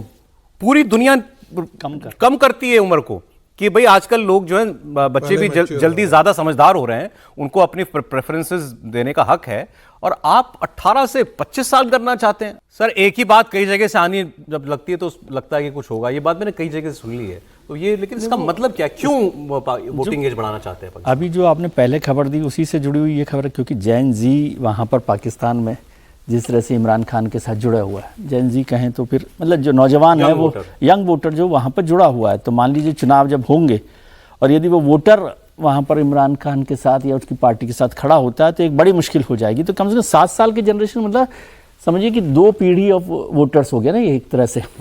खासतौर से यदि 5 साल के इलेक्शन को देखें तो 2 जनरेशन ऑफ वोटर्स का एक बड़ा हिस्सा आप उससे बाहर कर देंगे। आपको ये बिलीवेबल लगता है कि पाकिस्तान कर सकता है? ये कर सकता है, करने में कोई ऐसा क्या है, कर ही सकते हैं। अभी तो मुनीर साहब और मुनीर साहब को जो करवाना वो शहबाज शरीफ से करवा सकते हैं। हालांकि अगर ये करेगा तो जिसको कहते हैं ना कि थोड़ा अपनी आफत और नजदीक बुला ले, क्योंकि अभी आंदोलन होगा, हाँ फिर वो और बड़ा हो जाएगा और खतरनाक हो जाएगा। 80 मिलियन रजिस्टर्ड वोटर है, ये ऐसा नहीं हो सकता है बीच में पाकिस्तान में 80 मिलियन 18 मिलियन रजिस्टर्ड वोटर है पाकिस्तान में 18 से 25 के बीच में। 2 करोड़ वोटर, 2 करोड़ वोटर को आप बाहर करोगे, बाहर करने की बात है। जैसे ये तो समझ में आता है ना कि चलो कुछ पाने के लिए आंदोलन करना, लेकिन कुछ छूट जाए तो उसके लिए तो बवाल होता है। और अगर वो 18 साल वालों को 21 साल या 25 साल कर दिया जाएगा तब तो उनको मिला हुआ है ना, राइट, उसको भला कौन छोड़ेगा। और मुझे लगता है तब तो असीम मुनीर अपनी जो आफत है वो उसको अपने सर पर बिठा रहा होगा। अरे चले मैं आपको एक और 2 इंपॉर्टेंट चीजें और बता दूं। सब बयान पुराने हैं लेकिन बिल्कुल कॉन्टेक्स्ट बिल्कुल नया है। एक बयान था ज़ेलेंस्की साहब, अभी उन्होंने ईरान की घटना में बोला कि बहुत अच्छी बात है, ईरान के लोगों को आज़ादी मिलनी चाहिए। उनका ईरान में इंटरेस्ट ये कि ईरान और रूस दोस्त हैं, और रूस को खास तौर पर जो ड्रोन्स वगैरह जो यूज़ करता है रशिया, वो एक बहुत बड़ी इंडस्ट्री है ईरान में, तो वो ईरानी ड्रोन यूज़ करता है। तो वो इस बात से खुश थे कि चलो इससे कुछ तो कमज़ोर होंगे पुतिन। तो ये ज़ेलेंस्की ने कहा कि बहुत अच्छा है जो ईरान में हो रहा है, तख्ता पलट होना चाहिए, और इससे रूस और पुतिन और कमज़ोर होंगे। मैं पुतिन को क्यों लाया हूं इसमें, मैं आपको पुतिन का एक बयान सुनाता हूं। पुराना बयान है लेकिन एक ये सेटिंग है सर, ऐसे बैठे हुए नेता कुछ कंट्रीज़ के, और इनके बगल में शायद कजाकिस्तान के राष्ट्रपति बैठे हुए। आप वो तस्वीर, वो विजुअल चला दीजिए ज़रा ना। तो उसमें ये कहते हैं अपनी इकोनॉमी बढ़ाइए, वो ताकत बढ़ाने की बात है कि ये हथियार रखना क्या है। सब कुछ सुन लिया पुतिन ने, 2 सेकंड में अपनी बात खत्म करते हुए कह दी, जवाब 2 सेकंड का था। सुनिए आप, पूरा शुरुआत से सुनवा दीजिए इसको। Иногда лучше не иметь ядерное оружие, но зато привлекать больше инвестиций в свою экономику, поддерживать и развивать хорошие отношения со всеми государствами мира, что делает Казахстан на практике. Саддам Хусейн тоже так думал. अंत में पुतिन ने कहा सद्दाम हुसैन भी ऐसा ही सोचता था कि न्यूक्लियर हथियार नहीं होने चाहिए, देश की सुरक्षा के लिए जरूरी नहीं है। तो पुतिन जी ने जब ज्ञान दे दिया तो बस 2 सेकंड, सद्दाम हुसैन भी यही सोचता था। तो सद्दाम का हश्र जान लीजिए, वो ये कह रहे हैं न्यूक्लियर वेपन मुझे इसीलिए चाहिए, ये तो कोई नहीं छोड़ने वाले ये लोग, मुझे मालूम है, मेरी जान के पीछे पड़े हैं। अब सद्दाम हुसैन का एक किस्सा सुनाता हूं आपको। हम लोग कल बात कर रहे थे ना कि अभिषेक मनु सिंघवी ने कहा कि इराक हमारा दोस्त था, सद्दाम हमारे दोस्त थे, ईरान भी हमारा दोस्त है, ईरान को देख के खुश नहीं होना चाहिए। सद्दाम के साथ क्या हुआ था? 9/11 हुआ, 9/11 के बाद सद्दाम क्यों मारा गया? तो सबने कहा कि वो थ्योरी चली थी ना, वेपन्स ऑफ मास डिस्ट्रक्शन। उस वक्त पाकिस्तान का एक सर्विंग जनरल, जो उस वक्त के सर्विंग जनरल थे, उनका बयान आपको सुना रहा हूं। सम क्लार्क इनका नाम है, और ये कहते हैं मैं पेंटागन में गया उस वक्त 9/11 के बाद, और एक अफसर ने आके मुझसे कहा कि sir we are hitting Iraq. तो मैंने कहा इराक, वाई? इराक पे हमला क्यों कर रहे हो? क्या 9/11 से इराक का कोई संबंध मिल गया हमको? उसने बोला नो सर। तो फिर क्यों कर रहे हैं हम? बोला I don't know, but decision हो गया है। बोले मैं कुछ दिनों के बाद फिर गया, तो मैंने पूछा इराक पे हमला हो रहा है? उसने कहा कि सर सिर्फ इराक पे नहीं, पूरे मिडिल ईस्ट पे हमला हो रहा है, हम 7 देशों पे हमला करने वाले, बिना किसी प्रमाण के, बिना किसी सबूत के। और ये फ्रॉम हॉर्सेस माउथ है जो आप अब सुनेंगे। आप ये ऐसे ऑपरेट करता है अमेरिका। और उसके आगे वो जो बात थोड़ा सा आप सुन पाएंगे, बयान मैंने पूरा सुना है। उन्होंने कहा this country was taken over by people who were not elected, जिसको आप डीप स्टेट कहते हैं ना। कहा कि ये उनके फैसले थे, ये जॉर्ज बुश के फैसले नहीं थे, ये उस डीप स्टेट के फैसले थे कि इराक पे हमला करो। 7 देशों में 5 साल में 7 देशों पर हमला करना था, ये प्लान था। उन्होंने 5 देशों के नाम बताए और 3 पर तो हमला हुआ। सीरिया पे हमला हो गया, लीबिया पे हमला हो गया, इराक पे हमला हो गया। तो अब जो भी कुछ आप दुनिया में होता हुआ देख रहे हैं, ये क्या अलग है सिवाय इसके कि अमेरिका ने मन बना लिया तो करना? देखिए, आपको प्रशंसा करनी चाहिए, लेकिन इसकी प्रशंसा करनी चाहिए कि अमेरिका का एक जनरल जो है खुल करके ये बातें अपनी कह रहा है और हम दुनिया तक पहुंच रहा है। जिस बात को हम लोग किताबों में पढ़ते रहते हैं और एनालिस्ट लोग लिखते रहते हैं कि जितने भी कंट्रीज हैं वहाँ पर अमेरिकन डीप स्टेट जो है डिस्टेबलाइज करके प्रो गवर्नमेंट, और खास करके कोल्ड वार के ज़माने में तो ये मैंने एक के बाद एक तख्ता पलट जितने भी हुआ था, चाहे वो मिडिल ईस्ट में हुआ या वेस्ट एशिया के अन्य कंट्री में हुआ, खत्म कर दिया सर। हाँ, मतलब खत्म ही कर दिया। तो हर जगह वो इंटरवेंशन, ये बात सिर्फ उन्होंने ही नहीं किया, रसिया ने भी किया। रसिया कोल्ड वॉर के बाद तो रसिया कोल्ड वॉर के समय तो दोनों एक दूसरे से प्रतियोगिता कर रहे थे इस मामले में रिजिम चेंज करने के लिए। हम लोगों ने मित्रों डायरी नहीं पढ़ी है कि हमारे यहाँ पीएमओ के अंदर जो है वो केजीबी के एजेंट हुआ करते थे, केजीबी के एजेंट बैठा हुआ करते थे। भारत के मीडिया संस्थानों में, विश्वविद्यालयों में जो बौद्धिक तंत्र था, उस पूरे बौद्धिक तंत्र को एक गिरोह के रूप में प्रो सोवियत कन्वर्ट कर दिया है। क्या एडिटोरियल पेज पर आर्टिकल जाएगा, क्या एडिटोरियल लिखा जाएगा, इसके बारे में सारे डिटेल है। तो इतनी गहरी ये जड़ें रखते हैं ये दोनों कंट्री। अब याद कीजिए पुतिन ने जो कहा था कि सद्दाम भी यही बिल्कुल सही है। एक लाइन से बोल दूं, यदि वेनेजुएला के पास यदि आज न्यूक्लियर बम होता तो इस ढंग से उठा लेता। अरे फिर मैं ये बोल दूं, पाकिस्तान के पास तो न्यूक्लियर बम है, हमने तो मारा पाकिस्तान को। त्रिपाठी जी, आप सौरभ जी बहुत गड़बड़ कर रहे हैं। अरे वो पौवा वाला है, वो न्यूक्लियर बम नहीं है भाई। पाकिस्तान के पास परमाणु क्षमता नहीं है, अमेरिकन वो हथियार बनाने की स्थिति में नहीं है। परमाणु बम की जो शुरुआती जो कहें कि परीक्षण वाली स्थिति है उसको वो पार कर गए हैं, क्योंकि यह संभव नहीं हो सकता है कि जिस तरह से पाकिस्तान पिट रहा था अगर उसके पास होता तो वो कोई भी उस तरह का कोई टेंट्रम नहीं करता।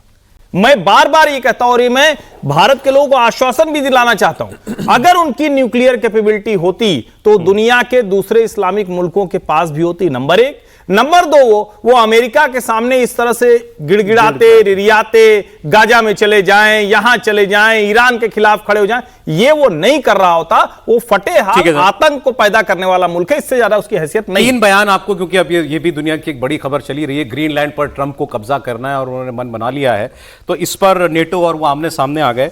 नेटो के चीफ ने बयान दिया कि देखिए कह तो वो ठीक ही रहे हैं, यूरोप को अपनी सुरक्षा की जिम्मेदारी ज्यादा अपनी खुद उठानी चाहिए, कनाडा को भी अपनी सुरक्षा की जिम्मेदारी ज्यादा उठानी चाहिए। वो ट्रंप इज बीइंग फेयर, तो वो पूरी तरह ट्रंप के सामने बिछ गए।